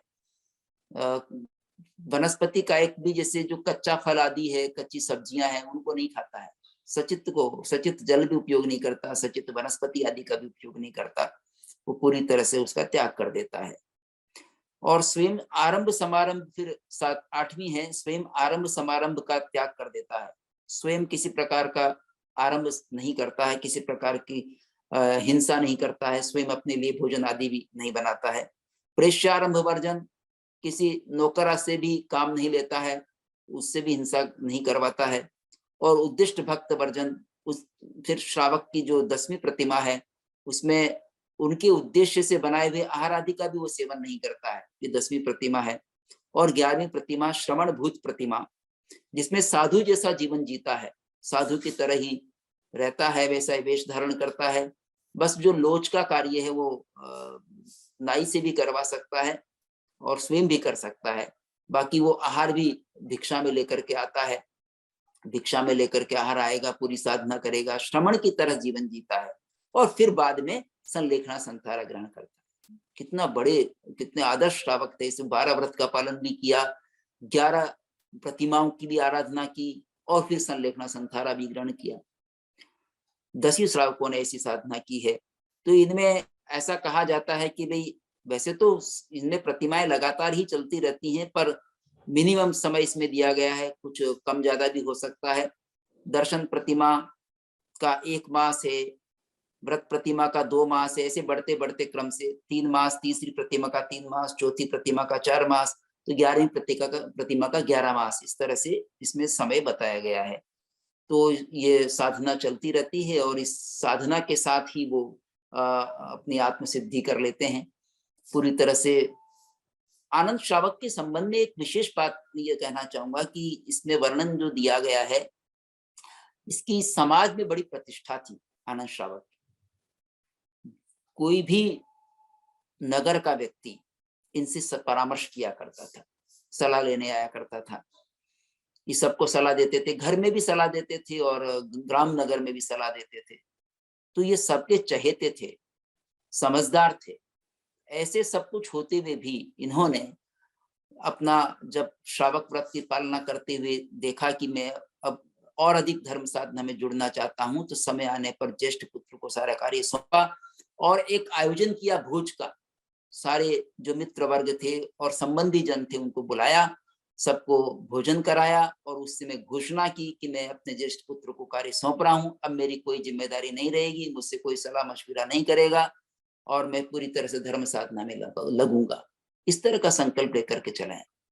तो ये एक बड़ा संकल्प है। साधुचर्या क्या होती है? आज हम दर्शन प्रतिमा का तो या श्रद्धा तो रखते हैं, वह श्रद्धा रखने के साथ हमारे जो श्रावक के ना 3 कैटेगरी होती है, तो उनमें हम श्रद्धा रखने तक सीमित रह जाते हैं और उसके आगे जो 12 व्रत धारण है और 11 प्रतिमा का धारण, 11 प्रतिमाधारी तो श्रावक बहुत कम मिलेंगे, 12 व्रतधारी कुछ मिल जाएंगे, लेकिन केवल श्रद्धा रखने वाले श्रावक हैं। तो 3 कैटेगरी में से पहली कैटेगरी अधिक मिलेगी, दूसरी उससे थोड़ी सी कम मिलेगी और तीसरी कैटेगरी तो बहुत ही कम मिलेगी।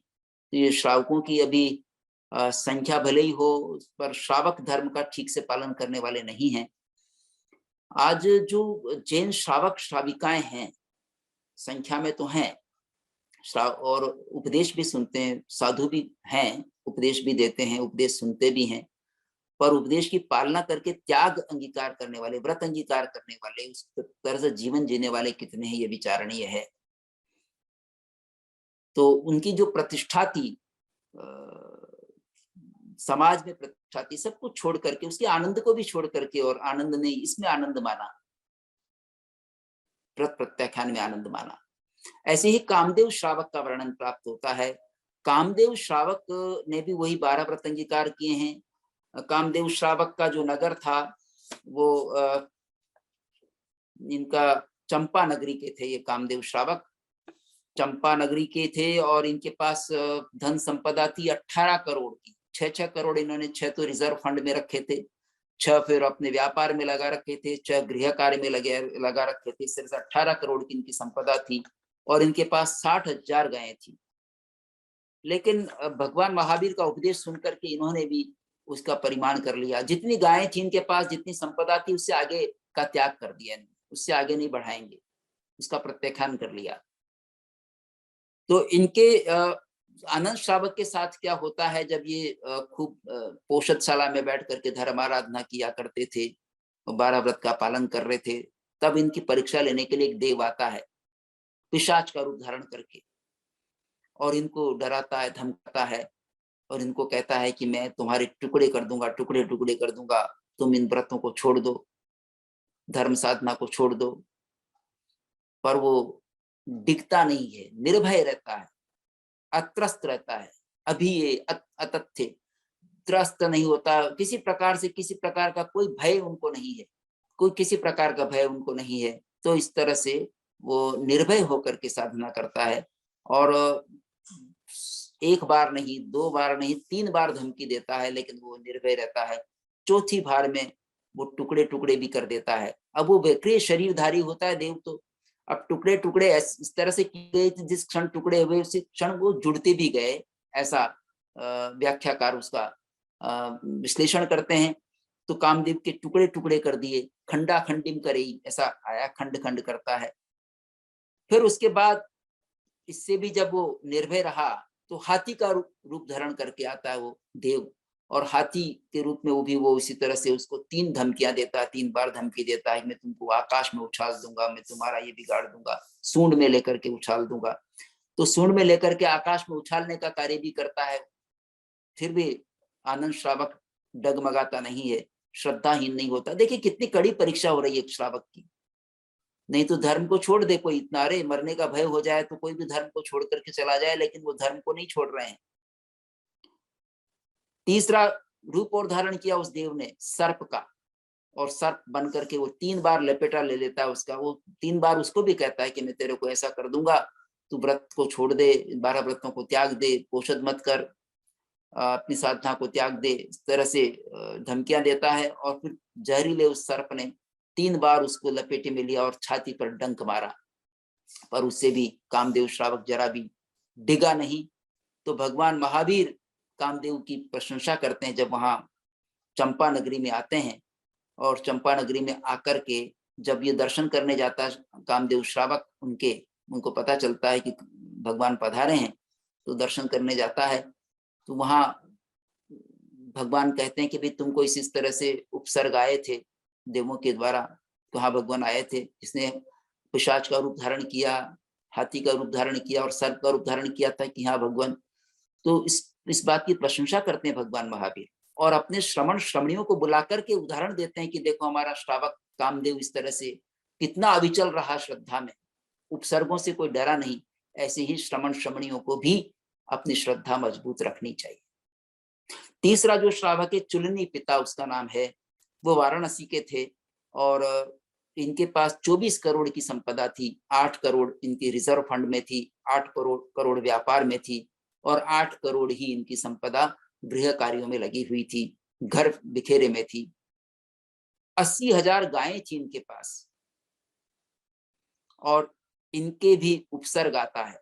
जब ये 12 व्रत अंगीकार कर लेते हैं और प्रतिमाएं अंगीकार कर लेते हैं, साधना में रहते हैं, तो इनके भी एक देव परीक्षा लेने के लिए आता है, उपसर्ग उपस्थित करता है। जो कष्ट उत्पन्न किया जाता है वो उपसर्ग है, देवों द्वारा या अन्यों के द्वारा, देवादि के द्वारा जो परेशानी उत्पन्न की जाती है वो उपसर्ग है। तो वहां ये उपसर्ग क्या देता है कि तुम अपना ये छोड़ दो सब व्रताराधन, और तुम्हारे बड़े पुत्र को मैं लाऊंगा तुम्हारे सामने और टुकड़े टुकड़े कर दूंगा। 3 बार धमकी देता है। 3 बार धमकी में भी वो जब डिगता नहीं है तो चौथी बार में ला करके खंड खंड कर देता है बड़े पुत्र को। फिर उसके बाद इसी तरह से 3 धमकी दे करके मझले पुत्र को, फिर 3 बार धमकी दे करके छोटे पुत्र को, तीनों पुत्रों को खंड खंड कर देता है। इसके बाद भी वो डिगा नहीं चुलनी पिता श्रावक, तो कहता है कि तुम्हारी माता का मैं वध कर देगा। माता के वध की भी धमकी देता है 3 बार। चौथी बार में डिग जाता है चुलनी पिता, और माता के प्रति विशेष अनुराग था, इसलिए माता की धमकी से वो विचलित हो गया, और उसको पकड़ने के लिए जो ही गया तो वो तो देव था, चला गया, खंबा हाथ में आ गया और चिल्लाने लगा चुलनी पिता। चिल्लाने की आवाज जब माता ने सुनी तो माता वहां पर आई भागी भागी, अरे क्या हुआ? तो इस तरह से वो सुनाने लगे कि इस प्रकार की घटना हुई और तुमको कोई खंड खंड करने के लिए आया था। बोले कुछ नहीं हुआ, तुम्हारे तीनों पुत्र भी सुरक्षित हैं और मैं भी सुरक्षित हूँ। तुमने उसको इस तरह से पकड़ने की कोशिश की और तुम्हारा व्रत भंग हो गया है, इसलिए तुम प्रायश्चित करो। उस प्रायश्चित करके वापस स्थिर होता है और फिर वो धर्म साधना में लग जाता है। इस तरह की परीक्षा वहां पर होती है, पर परीक्षा में वो खरा उतरता है, प्रायश्चित लेकर के भी स्थिर हो जाता है। इसी तरह से चौथे जो श्रावक हैं सुरादेव, सुरादेव वाराणसी के ही हैं ये भी, और इनकी भी 18 करोड़ की स्वर्ण मुद्राएं होती हैं। 6-6 करोड़ को वो 6 करोड़ रिजर्व फंड में होती है, 6 व्यापार में होती हैं, और 6 करोड़ की ही स्वर्ण मुद्राएं उनकी घर बिखेरे में होती है, कारोबार में अन्यत्र होती है, घर के कार्यों में और दूसरे दूसरे संबंधित कार्यों में। इनके पास 60,000 गायें होती हैं, और इनके भी एक देव उपसर्ग देने आता है। इनके भी 3 बेटों की खंड खंड कर दिया जाता है उसी तरह से धमकी दे करके, और फिर भी वो स्थिर रहते हैं, विचलित नहीं होते, व्रतों का त्याग नहीं करते। उसके पश्चात 16 भयंकर रोग पैदा करने की धमकी दी जाती है कि मैं तुम्हारे शरीर में 16 प्रकार के रोग पैदा कर दूंगा। रोगी होने से वो थोड़े डर गए कि रोगी हो जाऊंगा तो साधना कैसे कर पाऊंगा, धर्माराधना नहीं हो सकेगी। तो वो उसको पकड़ने के लिए दौड़ते हैं, और जैसे ही पकड़ने लगते हैं तो वो तो चला जाता है। देव तो परीक्षा लेने आया था, खंबा हाथ में आ जाता है। तो उसकी जो पत्नी है, सुरादेव की पत्नी धन्या, वो आती है और उसको कहती है कि तुम आप चिल्ला क्यों रहे हो, और ये खंबा पकड़ करके क्यों इतना शोर कर रहे हो। तो वो कहता है, सारी घटना सुनाता है कि इस तरह से वाले कुछ नहीं हुआ, आप प्रायश्चित अंगीकार करो, और प्रायश्चित अंगीकार के वो भी धर्म में स्थिर हो जाता है। तो श्राविकाएं भी यहाँ सहयोग कर रही है एक श्रावक का, और प्रायश्चित लेने की बात कर रही है। विशेष बात हमको यहाँ दिखाई पड़ती है। पांचवा जो श्रावक है चुल्ल शतक। चुल्ल शतक आलभिक का नगरी के हैं, और इनकी पत्नी बहुला है। इनके भी 18 करोड़ की धन संपदा है, जो 6-6 करोड़ 3 हिस्सों में उन्होंने रिजर्व फंड में और व्यापार में और गृह कार्य में लगा रखी है। 60,000 गायें हैं इनके पास भी, कितना कारोबार इनका भी रहा होगा। इनके भी उपसर्ग पैदा करता है एक देव, और इनके पुत्रों के भी वो बड़े छोटे, और 3-3 पुत्र ही हैं इनके सबके, और तीनों पुत्रों की वो भी इनके सामने हिला करके खंड खंड कर देता है, 7-7 टुकड़े कर देता है। उसके पहले 5-5 टुकड़े किए थे, उनसे पहले 3-3 टुकड़े किए, इसमें 7-7 टुकड़े करता है, लेकिन तो भी वो श्रावक विचलित नहीं होता। लेकिन बाद में फिर और एक धमकी देता है कि तुम्हारे पास जितनी धन संपदा है, स्वर्ण मुद्राएं हैं, उन सबको मैं जगह जगह बिखेर दूंगा, तुम्हारा कुछ भी नहीं रहेगा। इस तरह की धमकी देता है। तो किसी श्रावक का धन के प्रति लगाव पूरी तरह एकदम खत्म नहीं होता है। मर्यादा तो कर ली, पर उसके बिना जीवन कैसे चलेगा, ये विचार आते ही वह थोड़ा विचलित हो जाता है, और उसको पकड़ने के लिए जैसे ही जाता है तो वहां भी वो देव लुप्त हो जाता है, और हाथ में कुछ नहीं आता है, एक खंबा ही हाथ में आता है। बाद में इसको भी प्रायश्चित करना होता है। इसकी जो धर्म पत्नी है वो ध्यान दिलाती कि कुछ हुआ नहीं ऐसा, और धर्म सहायिका फिर ये भी प्रायश्चित लेकर के स्थिर हो जाता है। छठा जो श्रावक है श्रवणोपासक के कुंडकौलिक। कुंडकौलिक काम्पुल्यपुर नगरी के हैं, और इनकी पत्नी पूषा है। 18 करोड़ की इनकी भी स्वर्ण मुद्राएं हैं, 60,000 गायें इनके पास हैं। ये जब अशोक वाटिका में धर्माराधना करने चले गए तो वहां पर इन्होंने अपनी अंगूठी उतार दी, और उत्तर ये उतार दिया था, ऊपर का कपड़ा और अंगूठी उतार करके रख दी थी। और ये इनके पास एक देव आया, और देव गोशालक की प्रशंसा करने लगा, गोशालक मत की प्रशंसा करने लगा। गोशालक जो भगवान महावीर के शुरू में साथ उनके पास रहे, दीक्षित हुए थे भगवान महावीर के पास ही, दीक्षित हुए नहीं, उनके साथ हो गए थे, यूं कहते साथ में आ गए थे, और साथ में कुछ वर्षों तक रहे गोशालक, लेकिन फिर चले गए थे। तो इन्होंने अपने अलग धर्म मत की प्ररूपणा की थी, जिसको नियतिवाद के नाम से जाना जाता है, जिसमें यह कहा जाता है कि उत्थान कर्म बल वीर्य पराक्रम पुरुषार्थ पराक्रम की कोई आवश्यकता नहीं है, और सब कुछ नियत है, जो होना है जब होगा, जैसे होना है जब होना है, जिस प्रकार होना है वैसा होगा, उसी प्रकार से होगा, तो इसलिए कुछ करने की जरूरत नहीं है, ऐसा इनका निरूपण था। तो इस को वो देव कहता है कि मंकली पुत्र गोशालक का जो मत है वो सत्य है, इस बात को तुम स्वीकार करो। इसने अंगूठी ले गया तो और उत्तरी ले गया तो इससे घबराने वाला नहीं था कुंडकौलिक। वो उसको उत्तर देता है कि तुम जो देव बने हो, तो देव तुम अपने पुरुषार्थ से बने हो, या पुरुषार्थ पराक्रम बलवीर्य से बने हो, या ऐसे ही बन गए हो, नियत था तुम्हारा बनना। तो वो कहता है कि नहीं, नियत था। तो बोले और क्यों नहीं बने, तुम ही क्यों बने हो इस प्रकार के देव, बाकी जीव सारे देव क्यों नहीं बने, जब अपनी नियति से बनना था तो सब बन जाने चाहिए थे, तुम ही क्यों बने हो। तो इस तरह से प्रश्नोत्तर करते हुए देव निरुत्तर हो जाता है और चला जाता है। इस प्रश्नोत्तर की भी चर्चा जब भगवान महावीर के पास पहुंचती है तो भगवान महावीर इसकी प्रशंसा करते हैं कि हमारा श्रावक किस प्रकार का योग्य श्रावक है, कि जो इस तरह से दूसरों को निरुत्तर भी कर सकता है, उनको सही उत्तर दे सकता है, और इसकी प्रशंसा वो अपने श्रवणियों के मध्य भी करते हैं। सातवें जो श्रावक हैं वो शकडाल पुत्र है, जिनका नाम सद्दाल पुत्र भी हिंदी में लिखा गया है। वो पोलासपुर नगरी के हैं और अग्निमित्रा उनकी पत्नी है। उनके पास 3 करोड़ की संपदा है, जो 1 करोड़ उन्होंने बांट रखी है। 1 करोड़ रिजर्व फंड में है, 1 करोड़ व्यापार में है और 1 करोड़ गृह कार्य में है। ये करोड़ की संपदा, स्वर्ण करोड़ की संपदाएं तो उस समय की हैं, आज तो उसका वैल्यू कई गुना हो गई है, अरबों खरबों में है। उस समय उतना पैसा था इनके पास में, तब भी ये कितनी साधनाशील बन गए थे श्रावक। और नगर के बाहर इसकी 500 दुकानें भी हैं, जो बर्तन बनाने की बर्तन की दुकानें हैं। मिट्टी के बर्तन का व्यापार था इसका। कुंभकार था ये, सकडाल पुत्र कुंभार था, कुंभकार था, मिट्टी के बर्तन बनाया करता था। लेकिन इसकी बड़ी बड़ी कार्यशालाएं थी, खूब दुकानें थी, 500 दुकानें घर के से नगर के बाहर थी। तो बड़ा व्यापारी था और 10,000 गायों का मालिक भी था। यह मंकली पुत्र गोशालक का अनुयायी था, परम भक्त था उनका। लेकिन जब भगवान महावीर पधारते हैं पोलासपुर नगरी में, तो वे इसके कुम्हारशाला में पधार जाते हैं, जहाँ बर्तन बनाने का काम होता था। ऐसी कुम्हारशाला में आकर ठहरते हैं और कुछ दिन वहां ठहरने के पश्चात प्रश्न करते हैं सकडाल पुत्र से कि तुम ये जो बर्तन बनाते हो, ये बर्तन कैसे बनाए जाते हैं? तो वो विधि बताता है कि बर्तन तो इस तरह से हम मिट्टी लाते हैं, उसमें गोबर मिलाते हैं और राख मिलाते हैं, फिर उस मिट्टी को हम तैयार करते हैं पानी मिला करके, और फिर उसको चाक पर रखते हैं, फिर बर्तन बनाते हैं। वो सारी विधि बताता है। फिर गीले होते हैं, उसको सुखाते हैं, ये सब करते हैं। तो इस सब में उत्थान कर्म बल वीर्य का प्रयोग होता है। बर्तन वैसे ही नहीं बनते हैं, परिश्रम करने पर बनते हैं। तो उत्थान कर्म बल वीर्य का खंडन करता था गौशालक की, सब अपने आप नियत होता है। तो नियत नहीं होता, पुरुषार्थ से ही हम आगे बढ़ पाते हैं।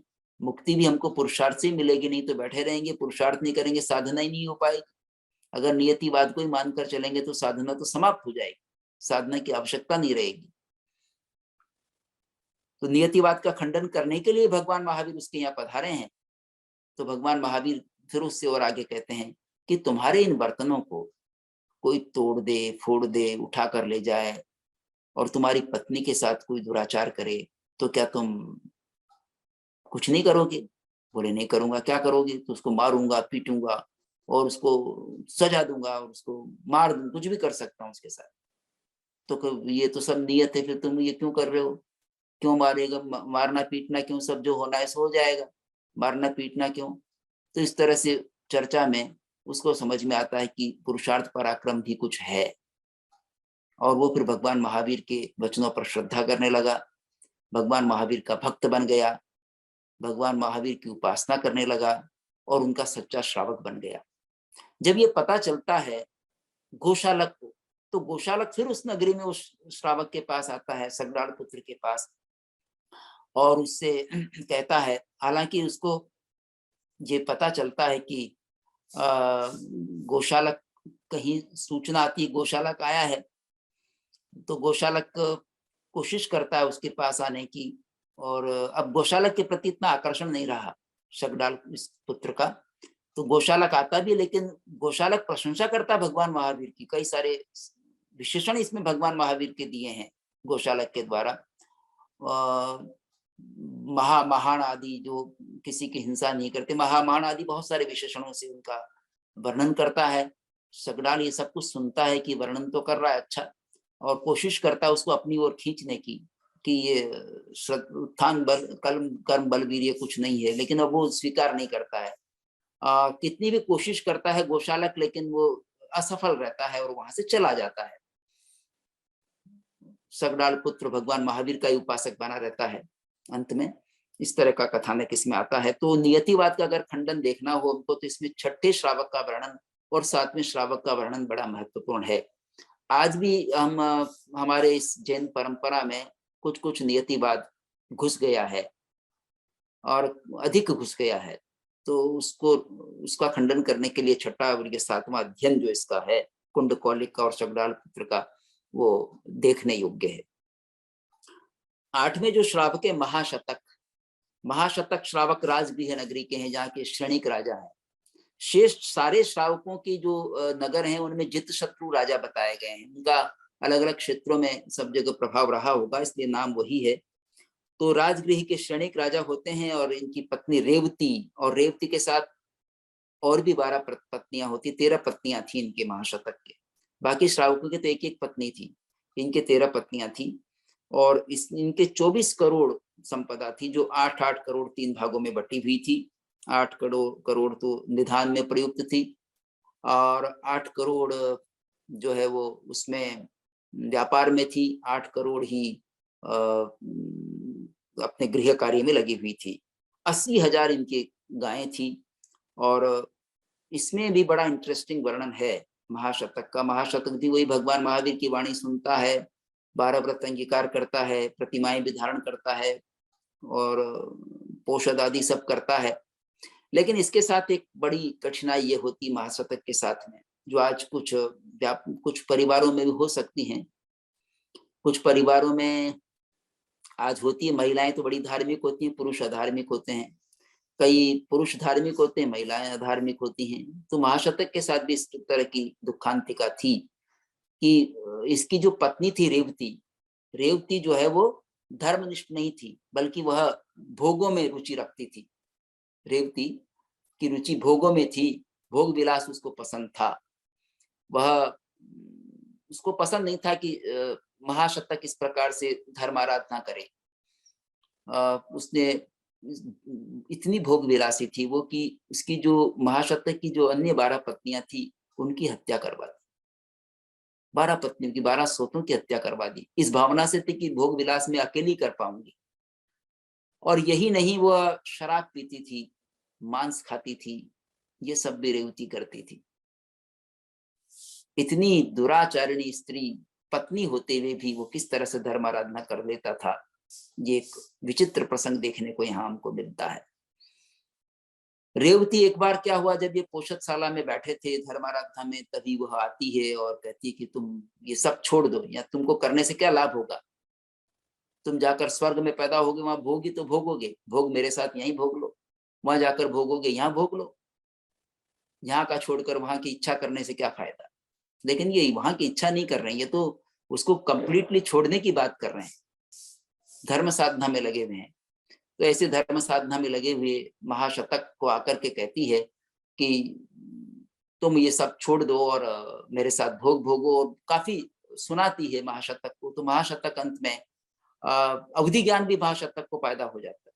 जैसे आनंद श्रावक को हुआ, ऐसे ही महाशतक को भी अवधि ज्ञान उत्पन्न होता है। और ये 1000 योजन तक देखते हैं, पूर्व पश्चिम और दक्षिण दिशा में जो लवण समुद्र है उसमें 1000 योजन तक देखते हैं। इसी तरह से उत्तर में वो चुल्ल हिमवान पर्वत के 1000 योजन तक देखते हैं, और रत्न प्रभा पृथ्वी में भी 1000 योजन तक देखते हैं। तो उनको अवधि ज्ञान से ये बोध हो जाता है कि ये पत्नी मेरी कहाँ जाकर के पैदा होगी। तो कहता तुम 7 दिन में अलसक रोग से मर करके और लोलुपाच्युत नरक में जाकर पैदा हो जाओगे, पहली नरक। ये जब बोला महाशतक ने तो वो निराश होकर के चल दी, और उसको लगा कि मेरी साथ वास्तव में मृत्यु हो जाएगी। और 7 दिन में सच में अलसक रोग से ग्रस्त होकर के मृत्यु को प्राप्त हो गई। घटना तो सही थी, पर भगवान महावीर को ये जब पता चलता है और उस नगरी के पास ही भगवान महावीर पधारते हैं, तो अपने प्रमुख शिष्य गौतम गणधर को उसके पास भेजते हैं, महाशतक के पास प्रायश्चित लेने के लिए, कि इस प्रकार से कथन नहीं करना चाहिए, सत्य होते हुए भी इस प्रकार का सत्य नहीं बोलना चाहिए, कर्कश सत्य नहीं बोलना चाहिए, कटु सत्य नहीं बोलना चाहिए, अनिष्ट अकांत सत्य नहीं बोलना चाहिए। ऐसा सत्य सुनाने का प्रायश्चित लेना पड़ा उसको। गौतम गणधर ने आकर उसके कहा और उन्होंने प्रायश्चित लिया। तो ऐसी विषम परिस्थिति में अपनी धर्म साधना करके और अपनी धर्म साधना में स्थिर हुए, आगे बढ़े। महाशतक का जीवन भी इस तरह से प्रेरणादायी जीवन है। नंदिनी पिता जो 9वें श्रावक हैं और 10वें हैं साली ही पिता, ये दोनों श्रावस्ती नगरी के श्रावक हैं। और अश्विनी फाल्गुनी इनकी पत्नियां अलग अलग हैं। और 12 करोड़ की स्वर्ण मुद्राएं नंदिनी पिता के थी, 12 करोड़ की ही साली ही पिता की थी। 40-40 हजार गायें इनके पास थी। और ये भी 12 व्रत अंगीकार करके और 11 प्रतिमाएं अंगीकार करके, संलेखना संथारा करके स्वधर्म देवलोक में पैदा हुए, पर इनको कोई किसी प्रकार का उपसर्ग नहीं आया, इनके साथ कोई विशेष घटनाएं नहीं है। इस तरह से मैंने कथा से भी आपको परिचित कराया है और 12 व्रतों से परिचित कराया है, 11 प्रतिमाओं से परिचित कराया है। पर हम इन सबको देखने के बाद ये समझ में आता है कि ये जो वर्णन है, उपासक दशांग का वर्णन है, ये कितना महत्वपूर्ण वर्णन है, जो आज भी हमारे लिए पथ प्रदर्शक है, आज भी ये गाइडलाइन देता है। यद्यपि इसमें जो 12 व्रत हैं, वो 12 व्रत धारी श्रावक भले ही कम हो, लेकिन श्रावक व्रत को अंगीकार करने की तो इससे प्रेरणा प्राप्त होती है। श्रावक व्रत अंगीकार किए जा सकते हैं। मैं समझता हूँ समय की एक सीमा हो गई है और हम इसमें प्रश्नोत्तर ले सकते हैं। प्रश्नोत्तर के माध्यम से जो कुछ बातें बची हैं उनको पूर्ण करेंगे। धन्यवाद आप। जी डॉक्टर साहब। डॉक्टर धर्मचंद जी जैन ने आज हमें बहुत ही अच्छी तरह श्रावक धर्म के और श्रावक के आचार के बारे में हमें काफी विस्तार से बताया। उपासन दशांग सूत्र में सर ने शुरू में ही बताया कि उपासन दशांग सूत्र एक ऐसा सूत्र है जिसमें श्रावक के आचार कहे गए हैं। ऐसे तो बहुत सारे ऐसे पुस्तक है, ग्रंथ है जिसमें श्रावक आचार की बात आती है, वो हरिव्रत हो या फिर उमा स्वाति का तत्वार्थ सूत्र हो, और दिगंबर धर्म में सागर धर्म, आगार धर्मामृत या रक्तकण, या फिर योग शास्त्र में भी श्रावक धर्म की बात आती है। किंतु अगर प्राचीन कोई ग्रंथ हो तो वो एक उपासन दशांग सूत्र है जिसमें ये श्रावक की बात आती है। उन्होंने अपने व्याख्यान को 3 चीजों में मुख्य रूप से बांटा था। एक तो उन्होंने हमें श्रावक के व्रत के बारे में बताया, उसके साथ श्रावक को क्या नहीं करना चाहिए उसकी भी बात बताई, और अंत के भाग में उन्होंने हमें जो महत्वपूर्ण श्रावक है उनकी थोड़ी कथा से परिचित करवाते हुए श्रावक को जब उपसर्ग का सामना करना पड़ता है तो वो किस तरह से उपसर्ग का सामना करते हैं और अपने धर्म से दूर नहीं होते हैं, इसकी बात करें। शुरू में उन्होंने उपासक शब्द का भी अर्थ बताया कि जो समीपे आस्ते असहो उपासक, मतलब कि जो समीप बैठा हुआ है, भगवान से अपना संबंध जोड़ता है, और वो एक उपासक है, श्रवण का उपासक है वो। और उसको प्रभु के वचन के प्रति बहुत ही श्रद्धा होती है, प्रभु के वचन को वो स्वीकारता है, उस प्रकार उसका आचरण करता है। और फिर 12 व्रत और 11 प्रतिमा के बारे में उन्होंने बहुत ही विस्तार से हमारे साथ बात की कि ये 12 व्रत क्या है और 11 प्रतिमा जो है वो क्या है। आज के संदर्भ में इतना विस्तार पूर्वक हमारे एक जीवन के आचार को हम उसका अनुसरण तो नहीं कर पाते, किंतु एक हमारे पास ऐसी एक रूपरेखा रखने का उन्होंने प्रयत्न किया कि ये अगर हो सके तो एक उत्तम श्रावक हम बन सकते हैं, और अंत में वो संलेखना का धारण करता है। जो श्रावक को नहीं करना चाहिए, अब व्याख्यान के दूसरे विभाग में उन्होंने जो बताया हमें कि कौन-कौन सी ऐसे व्यापार है जो नहीं करने चाहिए, और उसमें वन कर्म, सात्विक कर्म, फिर फोड़ी कर्म, दंत वाणिज्य, देश वाणिज्य, विष वाणिज्य, ऐसे बहुत सारे कर्म है जो नहीं करने चाहिए। और इस बात को उन्होंने आज तक, आज के वर्तमान काल तक लेकर आए कि अनर्थ दंड तक की बात उन्होंने की कि प्रमाद पूर्वक अगर हम जब आचरण करते हैं, या फिर खास करके ऐसी बहुत सारी चीज करते हैं जिसमें बिना वजह हिंसा होती है, जल का दुर्व्यय करते हैं या फिर बिजली का जो दुर्व्यय करते हैं, उसको भी हम रोक कर हिंसा को रोक सकते हैं। तो ये बात उन्होंने उसमें बताई हमें। व्याख्यान का तीसरा जो महत्वपूर्ण भाग था, उस भाग में उन्होंने हमें सारे श्रावक के जीवन के बारे में थोड़ी-थोड़ी बात बताई। उसमें उन्होंने बहुत ही महत्वपूर्ण बताया कि उस समय अपने धन को, जो अपने पास धन है, उसको 3 विभाग में वो लोग बाँट कर रखते थे। तो उसको व्यापार में, गृह में, और इस तरह से उसका विभागीकरण किया जाता था। और ये विभागीकरण क्यों किया जाता था कि ताकि रिजर्व में कुछ फंड है, कुछ गृह में है और कुछ व्यापार में है। और सभी श्रावकों ने इस बात को ध्यान रखा था ताकि उनको जीवन में कोई अचानक मुसीबत आ जाए तो वो उसको उसको ध्यान में रख सकते हैं या फिर उसका उपयोग कर सकते हैं। जो ऐसे भी 2 श्रावक के बारे में हमें बताया कि जिनका महावीर स्वामी ने खास करके उनकी जिसकी आनंद श्रावक जिसके बारे में प्रभु ने कहा था, तारीफ की थी कि ऐसा एक श्रावक जिन्होंने इतने उपसर्ग सहन किए और वो सहन करने के बाद भी वो किस तरह से अपने श्रावक धर्म के साथ जुड़े रहे। उसके बाद उन्होंने कामदेव की बात की, चुल्ली पिता की बात की और ये सारे श्रावक को किसी न किसी प्रकार के उपसर्ग आए, तो ये उपसर्ग को सहन करके भी वो किस तरह से अपने जो श्रावक धर्म को चूके नहीं। किंतु सुरादेव और चुल्लकशता जो थे चुल्लकशता, उनको रोग का डर लग गया और एक को संपत्ति खोने का डर लग गया और उसके बाद वो किस तरह से उनको प्रायश्चित लेना पड़ता है उसकी भी बात की। ये श्रावक की बात करते हुए उन्होंने गौशालक की बात भी हमारे साथ की कि कुंडकौलिक और जो शकदाल पुत्र थे, ये दोनों के संदर्भ में हमारे पास जो नियतिवाद की बात आती है और अपने प्रारब्ध पे अपने पुरुषार्थ पे ध्यान देना है, नहीं कि प्रारब्ध पे विश्वास करना है। तो ये हमें एक सीख भी यहाँ से प्राप्त होती है। महाशतक के बारे में बात की कि कितने विषम परिस्थितियों में कई बार ऐसा होता है कि बहुत सारी विषम परिस्थिति होती है और उसमें से एक एक्सक्यूज मिल जाता है कि हमें ये नहीं कर सकते हैं क्योंकि हमारी परिस्थिति ऐसी है। किंतु उन्होंने बहुत ही अच्छी तरह में महाशतक की बात की कि इतनी सारी विषम परिस्थिति थी, फिर भी वो अपने श्रावक धर्म को नहीं चुके थे और आखिर में उन्होंने नंदिनी पिता और शाली ही पिता की बात भी हमारे साथ रखी। बहुत ही विस्तार से उन्होंने उपासक दशांग सूत्र और श्रावक धर्म और 12 व्रत और 11 प्रतिमा की बात की है। सर हमारे पास एक सवाल जो आया है वो सब आप जब बात कर रहे थे कौन कौन सा व्यापार नहीं करना है, उस समय हमारे पास योगेश शाह जी ने एक सवाल पूछा था और वो हम्म, पूछ रहे हैं कि आज का जमाना ऐसा है कि हम लगातार कंप्यूटर और मोबाइल का उपयोग करते हैं। 24/7 हमें ये डेटा क्लाउड आदि का उपयोग करना पड़ता है। तो फिर हम लोग इंगल का किस तरह से इससे बच सकते हैं? बचने का कोई उपाय है? अच्छा, आप ये जो हम मोबाइल का डेटा यूज करते हैं, इस पे इंगाल कर्म लगता है, आप ऐसा मानते हैं? उन्होंने योगेश भाई ने ये लिखा है, इसलिए मैंने ये शब्द का यहाँ पर हाँ, प्रयोग किया योगेश है। भाई ऐसा मानते होंगे, पर ऐसा है नहीं, ये अंगार कर्म नहीं है। हम तो उपयोग करते हैं, या उपयोग करने में हम कोयले का उपयोग कर सकते हैं, कोयले का व्यापार नहीं करते। उसी तरह से हम इसका उपयोग करते हैं, इसका हम बनाते नहीं है, इसको हम पूरी तरह उपयोग नहीं करते हैं, इसलिए हमारा वो व्यापार का अंग नहीं है। पूरा हम बनाते नहीं है, ठीक है, उपयोग करते हैं, जैसे चूल्हे का उपयोग करते हैं वैसे ही करते हैं। हमारे लिए इतना बड़ा कर्मादान नहीं है। जी सर। और योगेश भाई का और एक सवाल है कि सामायिक को क्या हम विपासना कह सकते हैं?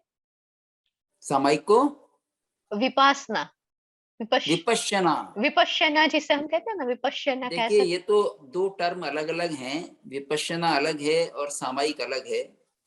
सामायिक में विपश्यना की जा सकती है, और विपश्यना में दृष्टा भाव का विकास है। विपश्यना क्या है? देखना है, दृष्टा भाव है। सामायिक में भी समभाव है। दो टर्म अलग अलग हैं, पर सामायिक को व्रत की संज्ञा दी गई है, और सामायिक में कुछ विशेष है। इसमें मन वचन काया तीनों को स्थिर रखा जाता है। इसलिए इसके जो 5 अतिचार हैं, उन 5 अतिचारों में कहा है मणद पणिहाणे, वैद पणिहाणे, कायद पणिहाणे, सामाई से सयकरणिया, सामाय से अणवट्य से करणया। यानी मन का दुष्प्रणिधान करना, ये सामायिक का अतिचार है। वचन का दुष्प्रणिधान करना, यानी वचन व्यापार भी इसमें चलता है। विपश्यना में वचन व्यापार नहीं चलता। विपश्यना में केवल स्थिर होकर के ध्यान साधना की जाती है। इसमें मनोयोग भी, वचन योग भी, काय योग भी, तीनों की बात की गई है। तीनों का दुष्प्रणिधान नहीं होना चाहिए, और इस तरह से सामायिक का की स्मृति बनी रहनी चाहिए कि मैं सामायिक में हूं। तो विपश्यना में भी स्मृति तो रहती है, और सामायिक में अनवस्थित नहीं होना चाहिए। ध्यान ही नहीं रहे कि मैं सामायिक में बैठा हूं, ऐसा नहीं होना चाहिए। तो विपश्यना साधना में तो देखिए 48 मिनट का कोई ऐसा संकल्प नहीं होता। घंटे भर भी हो सकती, कम भी हो सकती है। 48 मिनट तक कम से कम होती है सामायिक की साधना, और उसमें समय की कोई पाबंदी नहीं है। अधिक कम समय भी हो सकती है, और एक प्रक्रिया है विपश्यना जिसको सामायिक का अंग उसको बनाया जा सकता है। पर विपश्यना सामायिक की कंप्लीट अवधारणा नहीं है। दोनों, थोड़ा अंतर है दोनों में।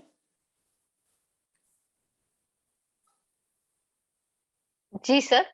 और 1-2 सवाल है सर। भावनाबेन शाह ने 2 सवाल पूछे हैं। एक तो जो थोड़ी हमारे विगन के बारे में बात हुई थी, उसके ऊपर है, जिसके ऊपर बहुत चर्चा होती है। उन्होंने ये कहा कि जो पहले गाय का व्यापारिक व्यापारिक रूप से वो काम नहीं होता था। किंतु वो मानते हैं कि जो गाय का जो दूध होता है, वो तो उसके बछड़े के लिए ही होता है। तो ये दूध अगर इंसान उपयोग में लेता है, तो क्या उसको दोष नहीं लगता है? देखिए, गाय तो दूध देती है, कोई ज्यादा भी देती है, 5 किलो भी देती है, 6 किलो भी देती है दूध। तो इतना बछड़ा काम में नहीं लेता है। बछड़ा पीने के बाद रुक जाए तब फिर उसका गाय का दूध लेना चाहिए काम में। ये प्राचीन परंपरा रही है कि गाय बछड़ा जब अपना पान करके रुक जाए तब गाय का दूध और निकलता है, तो उसको हम काम में ले सकते हैं। आजकल उस तरह की प्रैक्टिस नहीं है, वो बछड़े को जरा सा मुंह लगाते हैं और हटा देते हैं उसको, तो वो गलत है।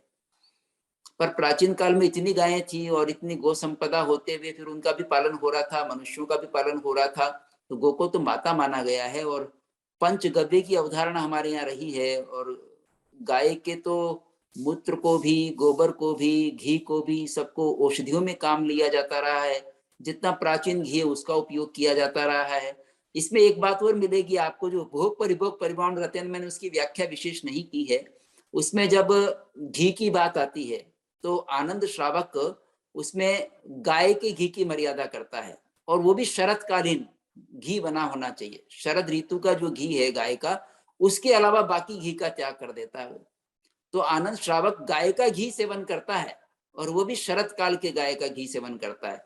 बाकी सब प्रकार की गाय के घी का त्याग कर देता है। जो उपभोग परिभोग परिमाण व्रत है उसमें, उपभोग परिभोग परिमाण व्रत में 26 प्रकार का द्रव्य मर्यादा की जाती है। उसमें सवेरे शरीर के स्नान करने से लेकर के, जैसे उल्लणिया भी, दंतन भी, दातून का भी, अंगोच्छे का भी, फल भी, आमलक आदि फलों के छोड़कर बाकी का त्याग कर देता है। वह कौन सा फल जो शरीर पर काम लिया जाता है, मस्तक बालों को धोने में, नेत्रों को धोने में इत्यादि में। अभ्यंगन का त्याग, अभ्यंगन यानी कि जो मालिश की जाती है, सहस्र पाक और शतपाक तेल के अलावा त्याग कर देता है। ऐसे ही वहां त्याग की बात आई है, तो गाय के घी के अलावा बाकी घी को उपयोग नहीं करता। तो उस समय तो ये प्रचलन में था। और बछड़ा पूरा दूध नहीं पीता था, दूध पीने के बाद जब रह जाता था तो उसको उपयोग में लिया जाता था। जी सर। और इसके अलावा हमारे पास और एक सवाल है नियतिवाद के ऊपर। क्या सर आज भी नियतिवाद है, और आज भी लोग क्या उसको मानते हैं? देखिए, गौशालक तो अभी नहीं रहा है, और गौशालक के अनुयायी भी उस रूप में नहीं रहे हैं। गौशालक के मत के कोई ग्रंथ भी हमको उस तरह से नहीं मिलते हैं व्यवस्थित। तो लोगों ने उसको एकत्रित किया है बाद में काम करके, गौशालक क्या सोचता है। और गौशालक के मत का उल्लेख हमारे यहाँ एक ऋषि भाषित सूत्र है। ऋषि भाषित की चर्चा मैंने आपको आगम के जो भेद हैं उस समय की थी, तो ऋषि भाषित का भी उल्लेख हमारे यहाँ नंदी सूत्र में हुआ है। उसमें गौशालक का मत भी दिया गया है। वहां गौशालक का मत जो दिया गया उतना नियतिवाद के रूप में उतना नहीं आया उभर करके, लेकिन नियतिवाद का यहाँ उल्लेख आया है। जो उपासक दशांग है इसमें आया है, भगवती सूत्र में आया है, इन 2 आगमों में भी आया है, और ऋषि भाषित में भी आया है। तो ऐसे हम इसके मत का त्रिपिटकों में भी प्राप्त कर सकते हैं। तो अलग अलग इसे संकलन करके गौशालक मत को जाना जा सकता है कि नियतिवाद एक वाद रहा है। और नियतिवाद भी प्राचीन वाद रहा है। हमारे यहाँ प्राचीन वादों में एक स्वभाववाद है, नियतिवाद है, कालवाद है। काल, स्वभाव, नियति, पूर्वकृत कर्म और पुरुषार्थ, ये 5 पुराने वाद रहे हैं। जो एकांत इन्हीं को मानता है वो मिथ्यात्वी है, और जो इनमें कहीं सत्यांश को ढूंढता है वो सम्यक्त्वी, ऐसा कहा गया है सिद्धसेन सूरी के द्वारा। तो उसमें पुरुषार्थ काम करता है, पर इनकी भी कहीं कहीं भूमिका रहती है। पर एकांत नियति को ही मानना, बाकी को नहीं मानना, तब मिथ्यात्व आ जाता है। तो आज भी हम प्रकारांतर से कहीं कहीं नियतिवाद को स्वीकार करते हैं। और हमारे यहाँ ऐसा मानने वाले जैन परंपरा में मौजूद हैं। सर्वज्ञ को जब हम स्वीकार करके चलते हैं, तो सर्वज्ञ ने जो ज्ञान में पूरा देख लिया है, वर्तमान भूत भविष्य तीनों को देख लिया, तो सब कुछ नियत हो गया है, तो पुरुषार्थ क्या करेगा? ऐसी व्याख्या विश्लेषण कर देते नियति के अनुसार कि सब कुछ नियत है, जो होना सो होगा। पर ऐसा नहीं है, भगवान ही उसका खुद खंडन कर रहे हैं। तो पुरुषार्थवाद को जब उन्होंने स्वयं स्थापित किया है, तो उनके ही उपदेश से हम नियतिवाद को स्थापित करें, ये सम्यक नहीं है। तो कहीं कहीं इसका है, अब आप वो तो पढ़ेंगे और जानकारी में आएगा। तो इस तरह की अवधारणाएं धीरे धीरे चल रही हैं, और धीरे धीरे इस रूप में भी आ गई, वो क्रमबद्ध पर्याय के रूप में भी आ गई कि सारी पर्याय क्रमबद्ध हो रही हैं, यानी क्रमशः हो रही हैं। तो क्रमशः हो रही हैं, तो फिर साधना की आवश्यकता क्या है? साधना भी क्या क्रमबद्ध ही होगी? तो क्रमबद्ध साधना नहीं, हमको पुरुषार्थ करना पड़ता है साधना के लिए। और पुरुषार्थ यही है कि हम प्रवृत्ति से निवृत्ति की ओर चलें, ये पुरुषार्थ है। राग से विराग की ओर चलें, यही पुरुषार्थ है। इसमें भी पुरुषार्थ लगाना पड़ता है, या कहें अक्रिय होने में पुरुषार्थ करना पड़ता है। इसलिए पुरुषार्थवाद को तो भगवान ने कहा है, तो स्वीकार करना पड़ेगा, नियतिवाद को छोड़ करके। एक बात मैं ये कहना चाहूंगा कि हमारे यहाँ जो श्रावकाचार के ग्रंथ बाद में आए, उनमें एक तो मार्गानुसारी के 35 गुण, उनकी चर्चा हरिभद्र सूरी ने की है और हेमचंद्र सूरी ने भी की है। एक प्रवचन सारोद्धार में श्रावक के 21 गुणों की चर्चा हुई है, नेमिचंद्र जी ने की है, ये बाद में आए हैं। इसी तरह से जो 7 कुबेसन है, उनको छोड़ने की चर्चा भी बाद के श्रावकाचारों में आई है, श्रावकाचार के ग्रंथों में आई है। तो सप्त कुबेसन का त्यागी होना चाहिए, 35 मार्गानुसारी के गुण वाला होना चाहिए, श्रावक के 21 गुण होने चाहिए। इनकी ये और बाद में विकास हुआ है श्रावकाचारों का, लेकिन प्राचीन को लेकर के ये साथ में जोड़ना चाहिए। जी सर, आपने मेरे ख्याल से सारे प्रश्नों का उत्तर भी बहुत ही संतुष्टिपूर्वक दे दिया है, और आपकी आज्ञा हो तो आज का ये व्याख्यान हम लोग यहीं पर उसका समापन करने जाते हैं, और फिर अगले शुक्रवार को इसी समय पे मिलेंगे। डॉक्टर धर्मचंद जी जैन का सारे स्वाध्यायियों और यहाँ उपस्थित सभी लोग और जैन साहित्य एकेडमी ट्रस्ट की ओर से मैं फिर से एक बार उनका शुक्रिया अदा करती हूँ। और सर जिस तरह से हमें हर बात इतनी स्पष्टता के साथ और हमारे प्रश्नों के जवाब भी जिस स्पष्टता के साथ देते हैं, तब हमें लगता है कि सचमुच सर के पास जो ज्ञान है, वो ज्ञान का प्रकाश अगर हम थोड़ा सा भी पा सके, तो ये 24 व्याख्यान में जो हमने समय दिया है, वो सही रूप में उसका एक फल हमें प्राप्त होगा। Thank you very much sir. प्रणाम। जय जिनेन्द्र।